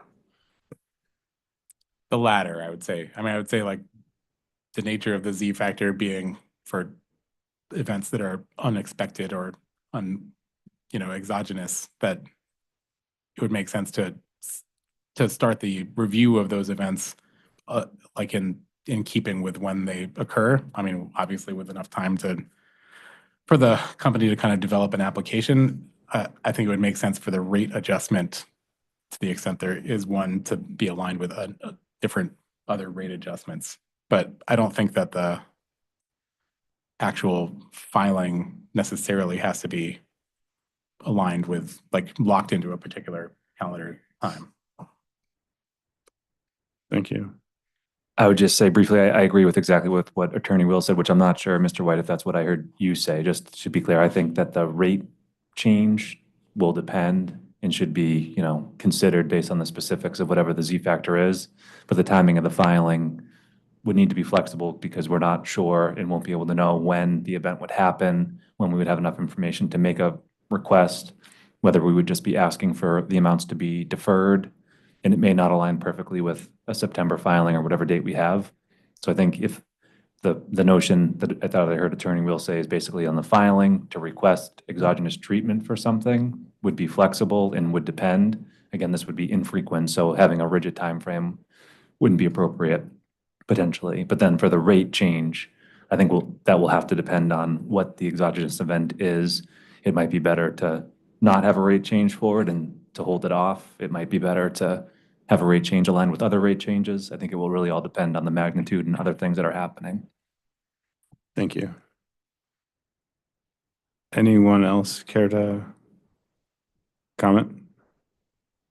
And just to say more words that are similar to what Attorney Wheel and Mr. Horton said, I think what distinguishes the Z factor from some of these other components is it would involve what I'll call an off-cycle filing for the I factor. I think we've all kind of agreed the approach will get hashed out in a rate case, and similarly for an X factor, even to the point of your question a minute ago, there will be one factor that's locked in for the term of the PBR plan, and likewise for the S factor. But for there to be a Z factor adjustment, there would have to be some sort of anomalous filing in which we sought recovery based on the exogenous event. And I think exactly as I'm completely aligned with Attorney Wheel and Mr. Horton that it wouldn't make sense to me to constrain the timing of that other filing, but I could see appeals to syncing up when the rate actually changes with the other rate changes we've been contemplating.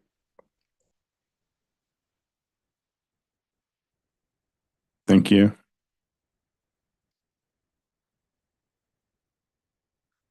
Laura, if you could go to cells AX 30 through BP 30.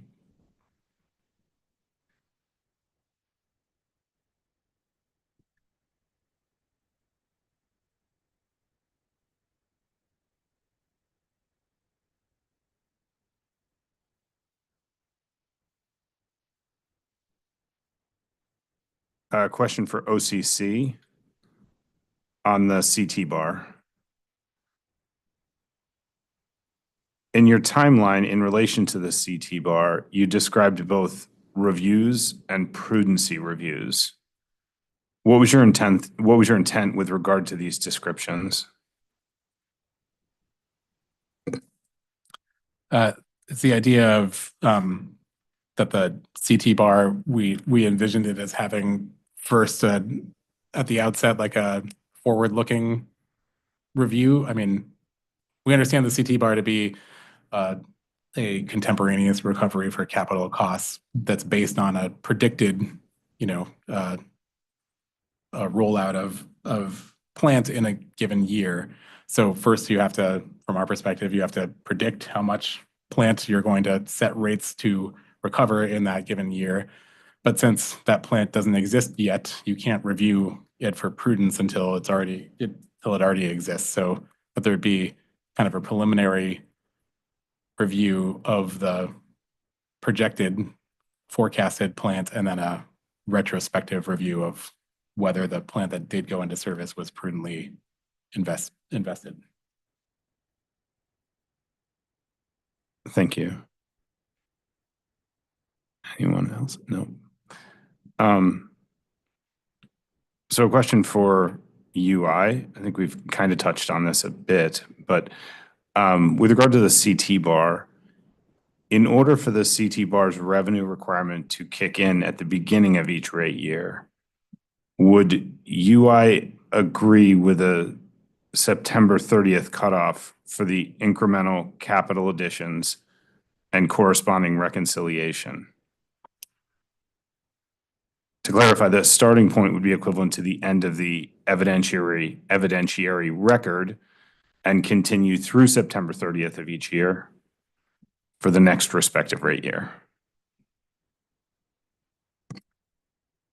I'm not going to be able to agree to the September 30th timing because I think it's going to depend on when the rate year is. And I think you're probably implicitly assuming a rate year. I should have been speaking in terms of quarters for rate years. Yeah, I think taking a step back from the September 30th date specifically, in concept, we expressed three broad concerns with the revised straw proposal. I won't repeat them here, but the key one for purposes of your question was the approach to planting going in rates.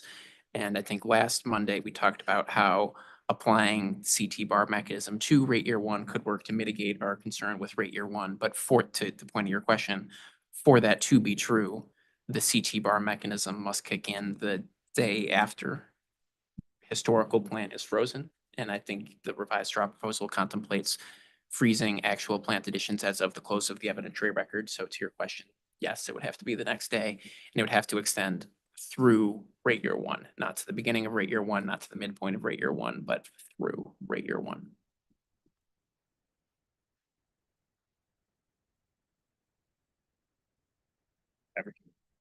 Yeah, I would agree with Mr. Hurwitz's comments that that question might reveal some more misunderstanding of how the straw proposal was contemplating the CT bar being calculated. And we touched on some of those things at the last technical session. So maybe we're still not understanding what the vision is for it. As Mr. Hurwitz said, the way that I thought coming out of the last technical session, there's a distinction around planned and unplanned, which when you go back, you can see it in the straw proposal. It's unclear how we're going to draw that distinction to me still, but saying that there's a distinction between planned and unplanned capital investments, I thought that the straw proposal was essentially contemplating that for whatever the category of investments that are quote unquote planned or in the IDSP is how we talked about it in our supplemental response. That would be basically reflected in the CT bar at the level that was contemplated in the IDSP. So if we're talking about a rate going into effect for a CT bar on January 1st of 2027, now we're talking about what's the timeline that precedes that rate change on 1/1/27. So in my mind, the filing, which I just said could be approximately September, would take into account the I minus X, but then also calculate the CT bar for rates starting 1/1/27. So if you've got planned capital investments in the IDSP that would inform the CT bar calculation, I would have assumed that the CT bar would take whatever the planned capital investments in the IDSP for 2027, you'd calculate the CT bar revenue requirement for rates effective 1/1/27. So there wouldn't be any actual additions, in my mind anyways, that would inform that calculation. It would just be the planned additions from the IDSP for 2027. And then there's a separate treatment for quote unquote unplanned additions or unplanned investments. That was non-IDSP is the term that we used in that response, where I understood the straw proposal to basically be saying those investments would be based on a historical average inflated to the rate year by the I minus X. So that would operate very similar to the K-bar calculation. That's how I understood the conversation of the straw proposal, and then as informed by the conversation that we had last week. So in either case, I don't know how September 30th of 2026 factors into that calculation, I guess is the long way of saying it. Because you'd have either calendar year on the first piece for the planned investments or the IDSP investments, you'd presumably have an IDSP that says, we're going to spend whatever, $300 million for capital in 2027. So that would go in to the CT bar calculation on the one hand. And then for the second piece of investment, you'd have unplanned or non-IDSP investment where you would take your historical actuals. I thought it was a 4-year historical actuals for that category of investment, and you would run it through the CT bar calculation to give you a level of revenues for 1/1/27 as well. So again, I'm not seeing, but I'd love it if you could clarify where 9/30 of 2026 actual additions comes into that calculation.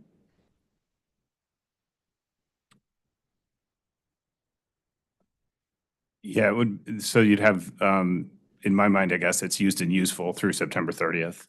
And then just say the subsequent 12 months, the downward reconciliation would sort of be a difference with that as part of the CT bar.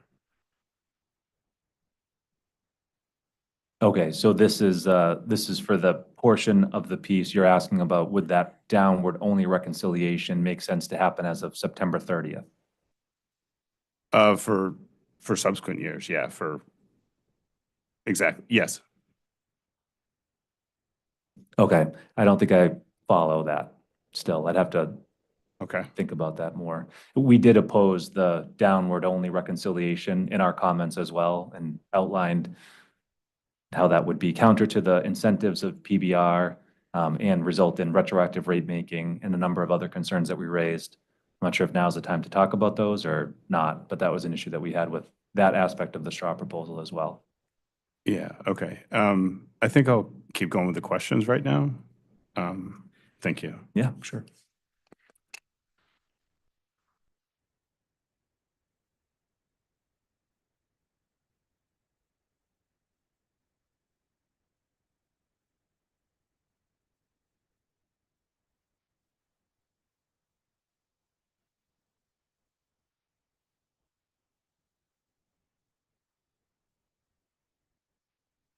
So a question for Eversource. Referring to UPA 76, the supplemental file that was filed this morning. Regarding the third paragraph discussion on the cost of removal, what is the company's concern with regard to this topic? Sure, I'll start, and then Mr. Callan may want to elaborate. But so in our in our original read of the straw proposal, which is now being, adjusted based on these discussions, the straw proposal, as we read it, is silent on cost of removal. So our original response to UPA 76 treated cost of removal the same as we did plant additions. We tried in our initial response to follow the straw proposal as it was worded, at least as best as we understood it. And so we incorporated cost of removal, which is a capital expenditure, just like, the infrastructure that we're installing when we're removing something else, in the same way, which mechanically is very much consistent with the way the K-bar works in Massachusetts. Although there's a different treatment for it, the K-bar still provides revenue support for cost of removal such that it affects the revenue support provided by the K-bar. Very similarly to if we had included it as a plant addition. So our original response to UPA 76 treated cost of removal the same as plant in service. But from the discussion that we had last week and taking a closer look at UI's response to UPA 76 as well, and reading the words in the straw proposal more closely, although it doesn't mention by definition cost of removal, it does talk about plant additions. And so then it became clear to us, similar to my discussion earlier around agreeing to a PBR term at the submission, was a distinction that I missed in reading the original straw proposal. This is also a distinction that we missed in doing our original response to UPA 76, meaning if the intent of the straw proposal is to not provide recognition for cost of removal at all, which is a potential reading of the straw proposal, and that was, I think, UI's interpretation as well. And from the discussion that we had last Monday, we are pointing out that if that is the intent of the straw proposal, is to simply ignore cost of removal, not provide for revenue support for cost of removal through the CT bar in any way, that's just an additional detriment or decrement to the straw proposal and to the CT bar calculus, in addition to the fact that it doesn't provide for any recognition of the cost of capital, which is something we haven't talked about in this room, but certainly a concern that both of the utilities have raised. So that would just be another significant miss in terms of a cost that the utilities will incur, the cost associated with cost of removal that's not accounted for in the CT bar.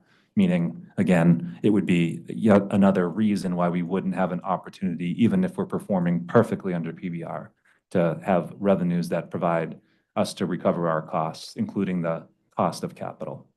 So we were trying to make that point in this response that in addition to trying to show the illustrative difference between planned and unplanned capital additions, we were also trying to point out that if the intention was to provide no recognition of cost of removal, that's yet another problem, that challenge that the CT bar will introduce. Does the company's depreciation study include the cost of retirements, cost of removal? Yes, so cost of removal is a standard element of depreciation expense. Okay. But if you're calculating the impact on the overall revenue requirement, when you remove something from service and incur a cost of removal, the retirement comes out and it comes out of the plant in service as well as from the accumulated depreciation. And the cost of removal is an offset to the accumulated depreciation, meaning it has the same impact on the overall outstanding capital as if it were a plant in service. And Mr. Callan can chime in or not. Okay. He agreed. Got approval. Good. Okay, thank you. Anyone else? Any comments? We see it the exact same way as Mr. Horton just described. We think the calculation effectively has to account for cost of removal, and we reflected amounts that relate to cost of removal in our original response to UPA 76 for that reason. To follow up on that, is it, I'm not an accountant, but is it, if we were to also account separately for cost of removal, does it not double count in some way with the amount factored into depreciation, or am I conflating balance sheet and income statement concepts? I'm going to steal from Jacob because I am the accountant. You're conflating the balance sheet and the income statement. Okay. So what happens with cost of removal is as I collect it through depreciation expense. And then I set up a reg liability for GAAP purposes. It's a credit in the accumulated depreciation balance for FERC purposes related to the amount that I've collected that I have not yet spent.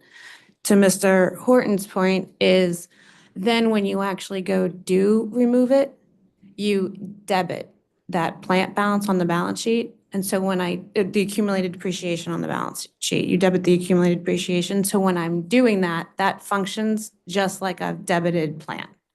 So it's a debit hitting the balance sheet that's wiping away the excess that you have. So if you're not accounting for that debit, you're growing rate base. Because essentially, if you think about my accumulated depreciation being 100 before this happened, if I debit 10, now my accumulated depreciation is 90. And so that instead of taking my plant minus the 100, I'm taking my plant minus the 90, and that's growing my rate base.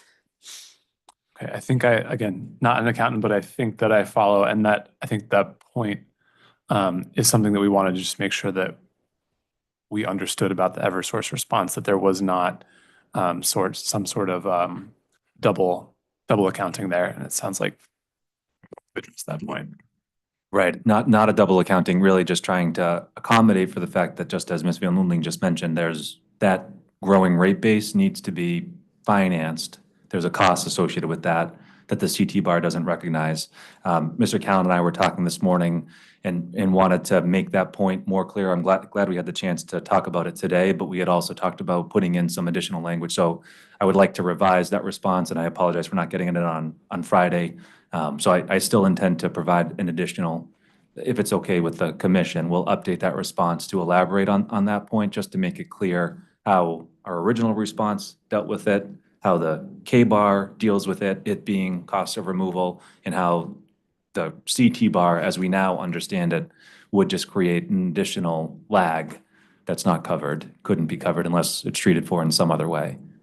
But it doesn't create a double count, and then I can also elaborate on that point as well, that it's not double counting between depreciation expense. I think that additional supplement would be helpful, and if in addition to those points that you are interested in clarifying, could also indicate how the calculation, a proposal for how the calculation could be improved to accommodate that, that would be helpful. Absolutely, absolutely. Tom Wheel from OCC. I just want to flag, we'd like an opportunity to take a look at that and maybe file a response, because I'm following conceptually, but I also just want to make sure we have a chance to weigh in. I'm concerned about like whether this ultimately has an impact on the depreciation rate overall. So yeah, we'll take a look at that supplement and maybe file something responding to it.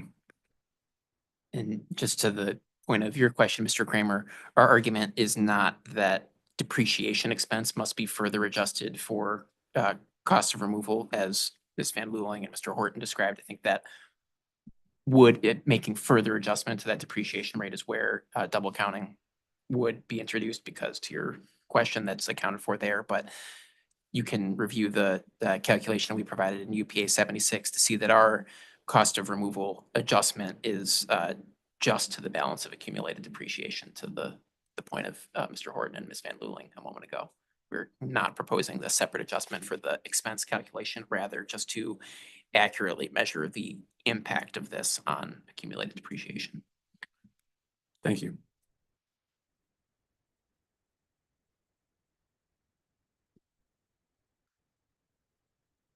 A question for Eversource on capital cost trackers. Acknowledging that capital cost trackers could each be unique treatments that are defined in separate dockets, similar to the prior discussion about the CT bar, could Eversource submit its used and useful capital cost tracker capital additions within the annual PBR filing?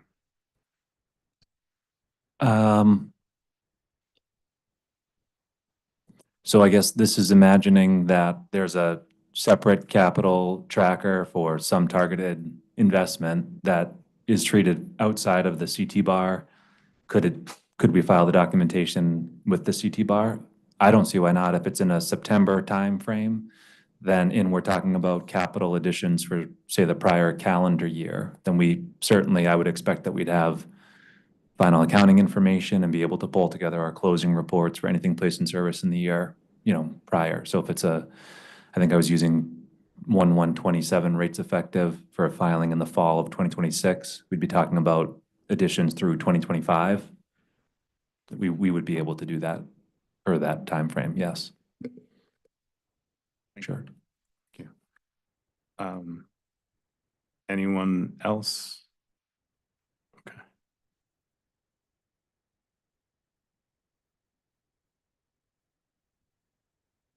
Laura, if you could go to cell D34.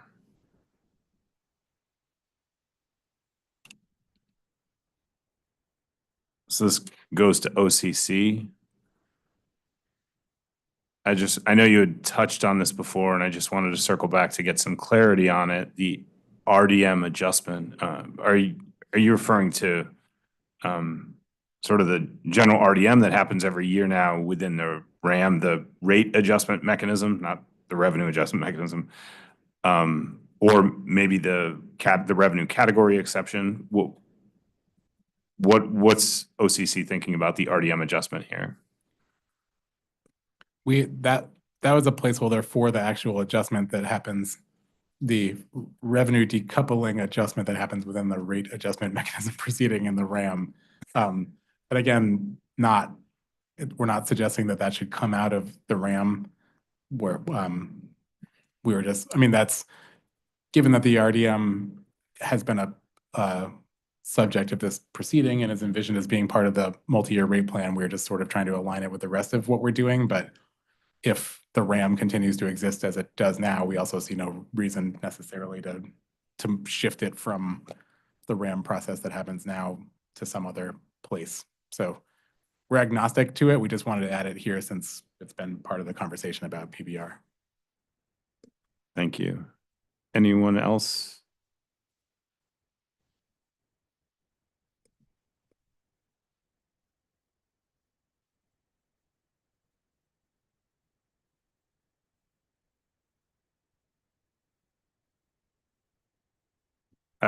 Question. Oh, sorry. Yeah, no. It took me a minute to dig up the request I was recalling, but in not this year's RAM proceeding, but last year's RAM proceeding for UI docket 240104, we responded to an interrogatory request that my memory serves, Mr. White was inspired by a question you had asked in the hearing at that proceeding. But in response to CAE 66, we provided an attachment showing how what we reported as allowed revenue in that RDM filing was a Frankenstein combination of like 3 different approved revenue requirements, because there were 3 different periods in effect in that year. It was a special filing.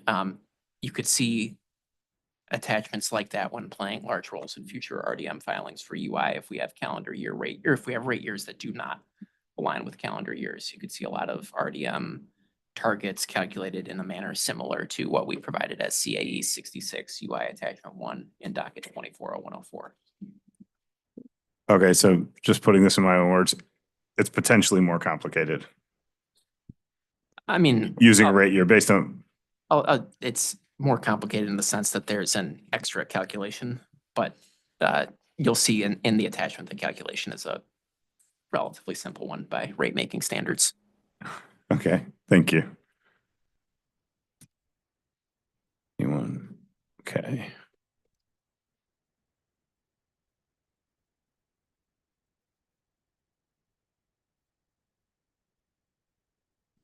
Another question for UI, talking about the earnings sharing mechanism.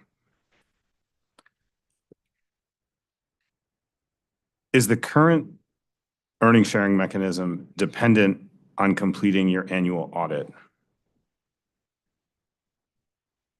And if so, when is your audit completed typically? No, it's not.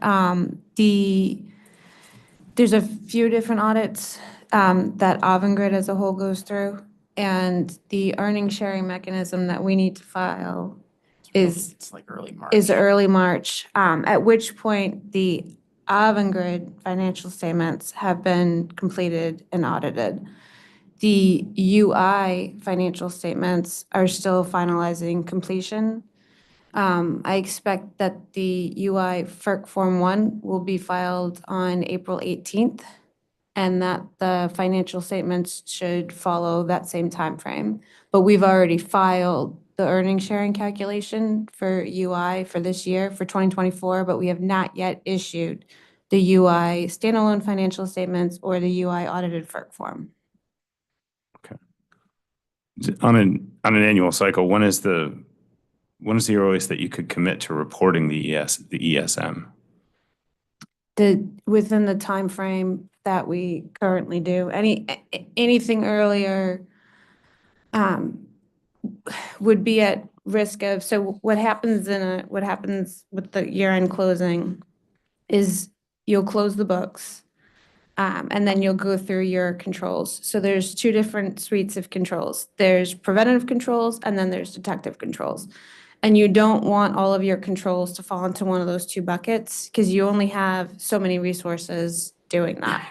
So preventative controls are designed so that mistakes don't happen. Detective controls are designed so that if something did occur, that they're found before the financial statements have been issued and they can be corrected. So detective controls usually take place like after the period end is closed. So they take place in the month of January, or they take place in the month of February, versus preventative controls take place before the period has closed. You want those controls to have fully functioned before the earnings sharing calculation has occurred. And right now, when we file the earnings sharing calculation, it's done usually based on the Avangrid timing of the 10K.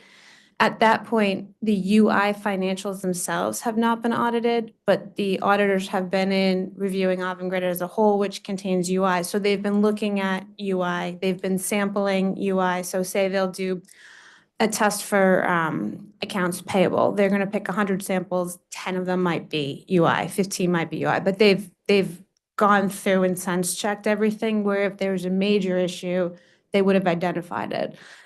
And then we've had a chance to finish all of our detective controls.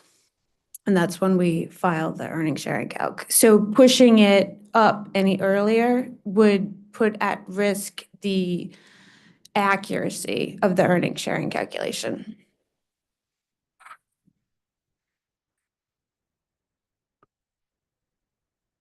Anyone else? Sure. Tom Wheel from OCC, just awkwardly side-eye Ms. Van Luling again.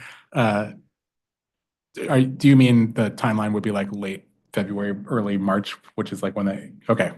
That's when the annual, well, the calendar year, the fourth quarter results are reported in 760307 REO1. By the way, if we could move these to a more memorable, less old docket number as part of this process, that would also be awesome.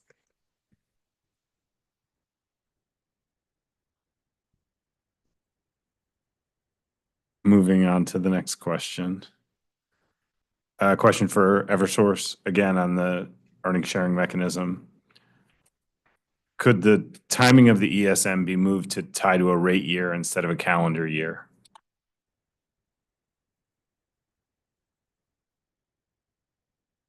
I think so. I mean, we do our earnings sharing, or we report ROEs on a quarterly basis now. I think we'd be subject to perhaps some different time constraints than Ms. Luling was talking about, but I agree with all the caveats and the need to have, not trying to rush that ESM calculation for all the reasons that Ms. Van Luling said. I think the most important thing would be that the calculation be done on a calendar basis and incorporate a full calendar period. I'm not sure. I can't think of any major roadblocks to having it apply for a rate year versus a non-rate year or some other period. But as long as it's applying for a 12 calendar months of activity, then it should be representative of, what should happen in a rate year. Thank you. Anyone else? Question to UI on performance incentive mechanisms, PIMS. OCC suggests an annual review of PIMS happening in the February to April timeframe.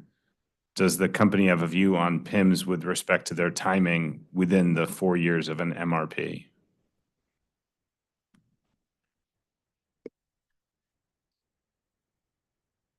I think I'm gonna unfortunately have to give you a that depends answer, because I think it depends on the exact performance incentive mechanisms, just broadly based on my understanding of the types of penalties and rewards currently being contemplated in REO2, and just thinking it through. I think if you're trying to calculate how did the company do with respect to our incentive mechanisms in that last rate year that just happened, you would need to wait for the rate year to finish.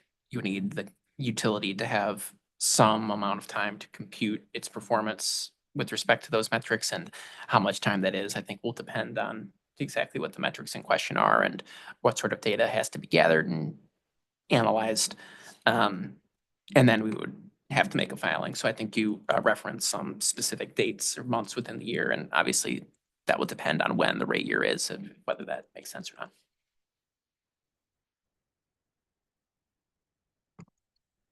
Thank you.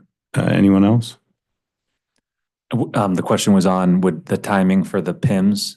Yes. And I also need to have a bit of a caveat answer, which is that I can't say, as on the earnings sharing for tying it to the rate year, the answer that I gave, that makes some good sense to me. But on the PIMS, I don't know. I can't say that those metrics are all appropriate to try to calculate on an off-cycle basis or to compare to a baseline that may not be also on an off-cycle basis. I could imagine that could be more complicated. There might be a good reason to keep all the PIMS on a calendar basis, or at least some of them. I'm just not sure. Okay. Thank you. Anyone else? No.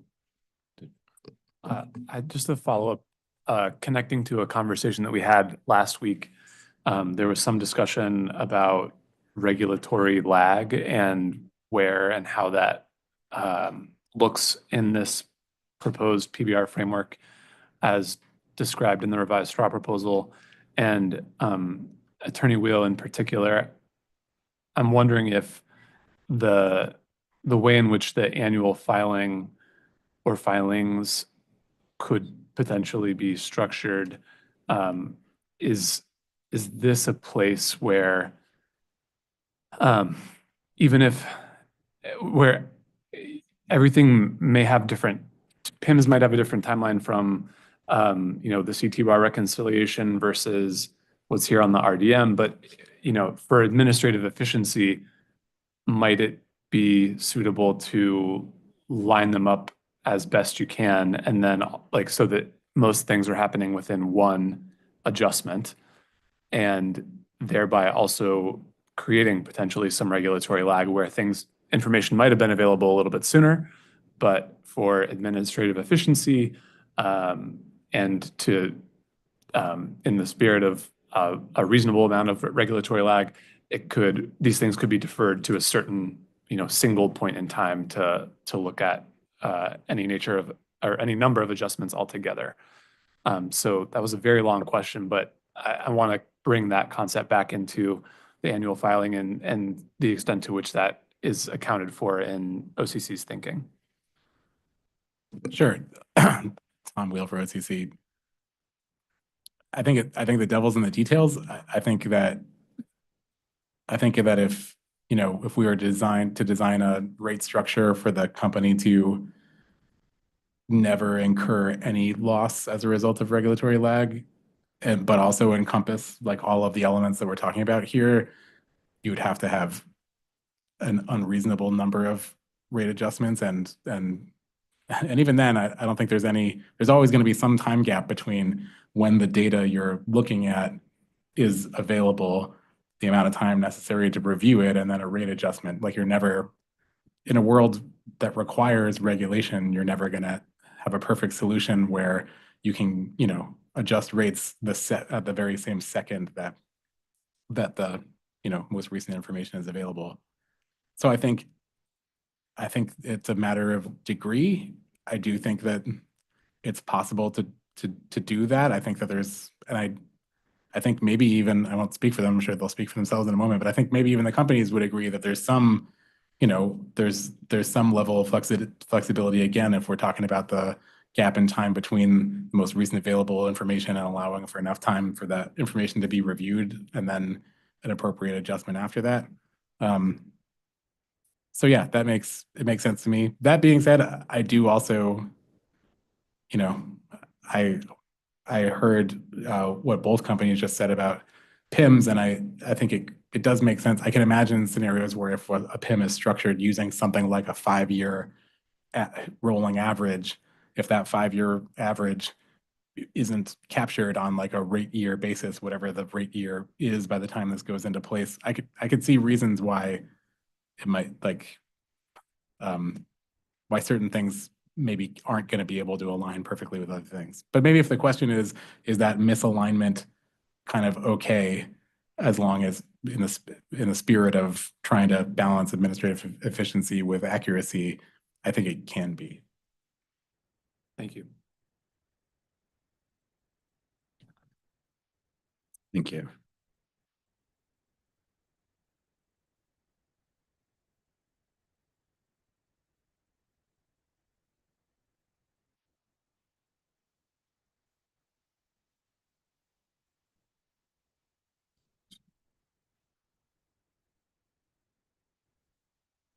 So I think we may have touched on this a bit already, but I want to just be clear on this. Question for Eversource. Shared savings mechanisms. Assuming a shared savings mechanism is not initially proposed in a rate case, and taking into account that SSMs can originate in any year, for SSMs that do not originate in a rate case, how would the EDC recommend a shared savings mechanism recover their shared savings and reimburse customers between rate cases? Could it be part of the annual PBR filing?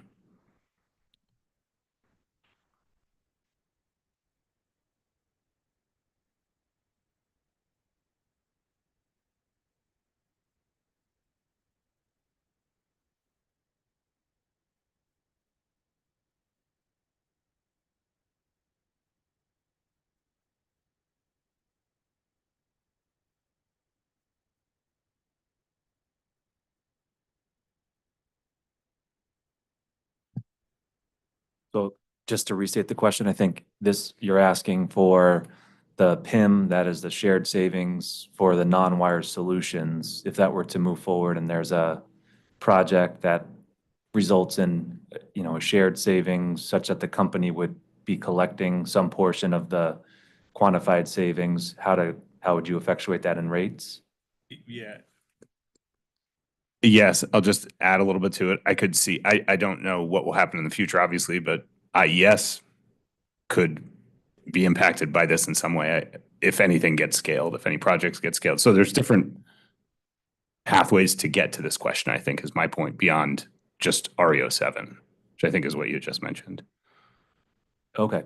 I think, hypothetically, if there are other shared savings quantifications that happen, then I would see that as being, folded into the PBR rate change in some way or another.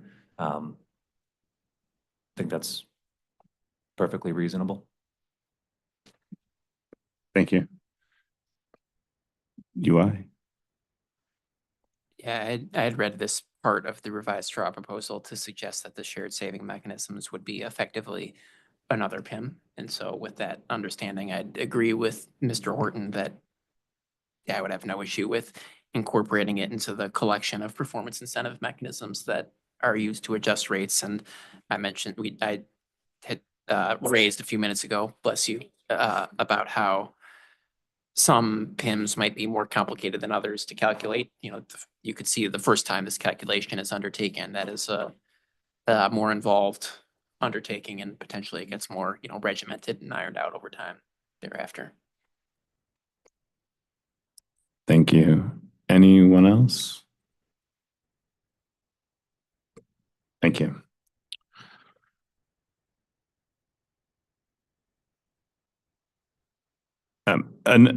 Sorry, did you?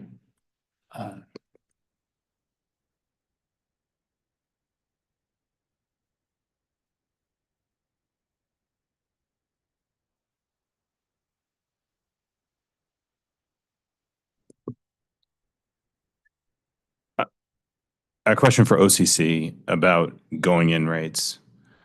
I'd like to discuss avoiding duplicate funding of O&M costs and want to highlight a few points within the revised straw. Number one, known and measurable is cut off at the beginning of rate year one, and I'll call that as the known and measurable non-inflation. Number two, inflation increases are cut off as of the end of the evidentiary record.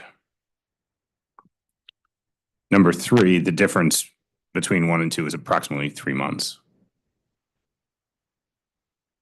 Our revenue cap formula approach has been to anticipate the use of actual inflation as of the end of the evidentiary record, again, approximately 3 months shy of rate year one, through the comparable date during rate year one, presumably 3 months shy of rate year two.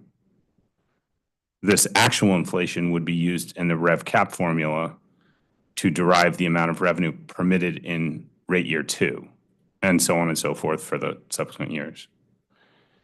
In order to mitigate the risk of duplicate funding for going in rates, would cutting off known and measurables non-inflation at the end of the evidentiary record be helpful?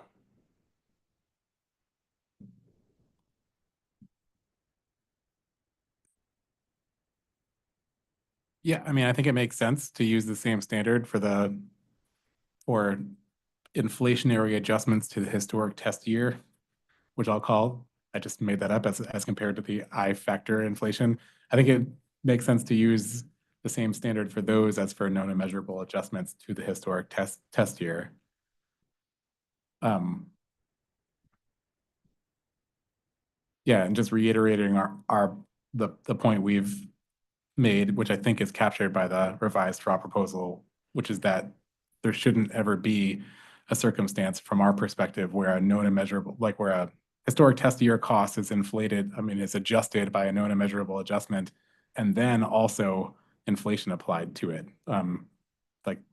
Inflation from our view can be a known and measurable adjustment, or a known and measurable adjustment can be inclusive of inflation, meaning like we might know a cost was $3,000 in the historic test year, and then we have really good, strong information to suggest that it'll be $5,000 in the rate year. Inflation could be a component of that, but we shouldn't be inflating that also. But anyway, I think for those reasons, I guess, because from our perspective, that an inflation adjustment to a historic test year expense for the rate year basically is a known and measurable adjustment, it makes sense to use the same standard, same kind of cutoff date, if you want to call it that, for both of those. Just to clarify here, so that your cutoff date for all of them, your recommendation, OCC's recommendation would be to have a cutoff at, call it September 30th, if we use a calendar year, or the end of Q3, a cutoff for known and measurable. I believe the way OCC is defining it is both inflation and non-inflation known and measurables. Everything gets cut off sort of at September 30th. And September 30th is the close of the record? Yeah, using it as a proxy for that, yeah. Yeah. Close the evidence, yeah, okay, thank you. Can I ask a clarifying question, maybe of both of you? When you say that, are you saying that if the cutoff that you're talking about is September 30th, and I can show evidence on September 29th that some cost is going to increase by $10 million on October 1st, so 3 months before the rate year, but that my rate year expense is going to be $10 million higher based on a known and measurable, I have a contract, I have something that's indisputable for the sake of this example, does that $10 million get reflected in cast off rates or not? When you say a cutoff of September 30th, what are we cutting off? Are we cutting off any change happening after that date? What are we cutting off? From OCC's perspective, it would be like the cutoff for the company to file that information. But from our perspective, a known and measurable adjustment is an adjustment from the historic test year cost to the expected cost as of the rate year. So that would be inclusive of, if there's a $10 million adjustment, that, for instance, the company like just discovers, or as of the close of the evidentiary record, that would be the cutoff. But since you asked that question, I think I'm realizing that inflation might be different because, as we've discussed in other contexts here, there's going to be a difference between the rate of inflation to apply is going to be either a known factor as of the close of the evidentiary record or a projection. In other words, a known and measurable adjustment using inflation, you'd either be saying we're inflating this historic test year cost using GDPPI as of like what it is as of the close of the evidentiary record, or the projected rate of inflation that will be in effect at the beginning of the rate year. I think our preference would be to use the known quantity rather than a forecast, but certainly curious to hear if the companies feel differently. Well, I don't know if I'm allowed to ask Mr. White what you meant by that cutoff, like what, because in the last technical session, that was the first time I understood that, at least from staff's perspective, the straw proposal was intending to have a PBR adjustment take effect the same day as the rate year one cast off rates. I didn't read that, and I, even going back, still didn't see that in the straw proposal. So I can understand the concern if we're imagining a scenario where cast off rates are set based on a PBR plan. So you're going to have cast off rates be set, and it's going to be trying not to get to a rate year level of expense, but something short of that, because you're going to also apply a PBR adjustment at the same time that you implement those cast off rates. Then I can see what you're describing as being a real concern, because you would have had known and measurable changes that take you through some future point from the test year, and then you're applying inflation to that known and measurable change. I can see the concern then being valid. But if it's as I think Attorney Wheel just described, and I think Attorney Goodman last week also referenced, potentially, not to put words, but going back to like a forecast test year, or to use the best information to set the going in rates based on the best available information available at the time the case is pending, then I think you eliminate that potential double recovery, a double counting, and instead you're doing what I alluded to earlier today, which is that it doesn't matter if you're having a PBR rate case or just any old rate case, you're still setting cast off rates the same, which I think Ms. Freyer would contest. That's how it's generally always done. You have a cast off rate that's set, however the jurisdiction sets cast off rates, relying on either a forecast test year or a historical test year adjusted for known and measurable changes. Whatever the precedent is, the goal of a rate case is to set cast off rates that set the rate year one revenue requirement to cover the cost of service, including an opportunity to earn the return. And then PBR kicks in for rate year two and beyond. So I think this is very important.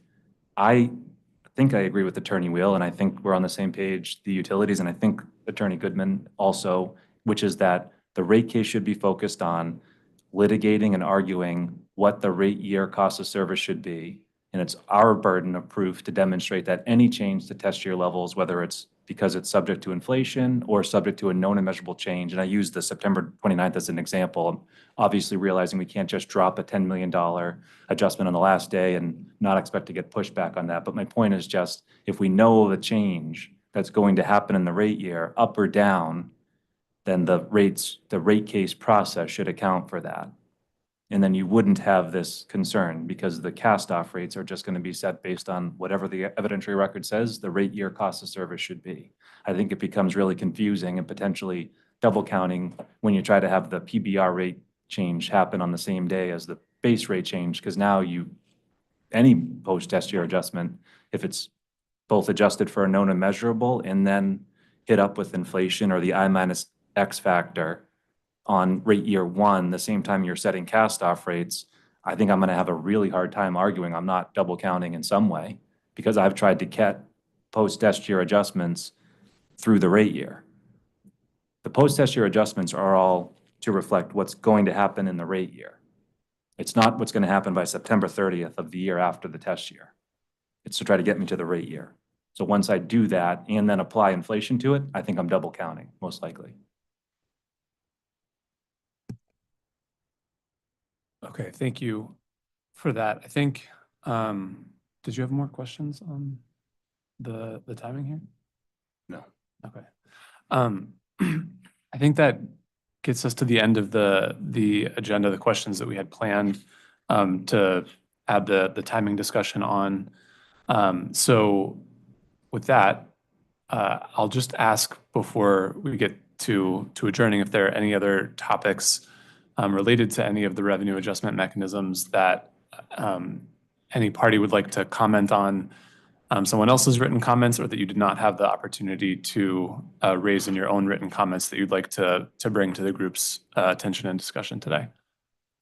I would just like to say, and I'll promise I'll be brief in closing. I mean, we had raised the most significant concerns that we had in our straw proposal, most notably having to do with the way that storm costs were being contemplated, in the way that the ROE was excluded, or the cost of capital entirely excluded from the CT bar. We've had some others revealed to us as these past couple of conversations have happened. We really appreciate the significant steps from the draft straw proposal to where we are today. I do want to just point out, though, that we are not looking for there to be perfect recovery. Our proposals and our intention have not been to try to eliminate entirely regulatory lag. We had a discussion on that last week. It was mentioned a bit today. Our proposal has always been, and I think I'm a broken record, I've got it tattooed across my chest at this point, we're trying to get rates that set representative levels so we have an opportunity, but not a guarantee, to earn our authorized ROE. That's it, no more and no less. And I think that should be the goal of all of us if we believe that there is a cost of equity for the utilities to attract capital, which I certainly do. If we don't believe that, we should be looking at another model entirely, and maybe we should be. But while we're still operating under a utility investor-owned framework where we're having to attract capital to serve our customers here in Connecticut, we can't simply, with the stroke of a pen, take the cost of capital out of any equation and expect the utilities to be able to perform at its current levels, let alone at improved levels under PBR. We have to find a way to accept the fact that there is a cost of equity, and that cost of equity is simply the return to equity investors, just like debt lenders, who's given us the use of their capital to serve our customers. So all of our comments are not intending to try to eliminate regulatory lag or get perfect recovery, but structurally, the framework has to be able to get to that outcome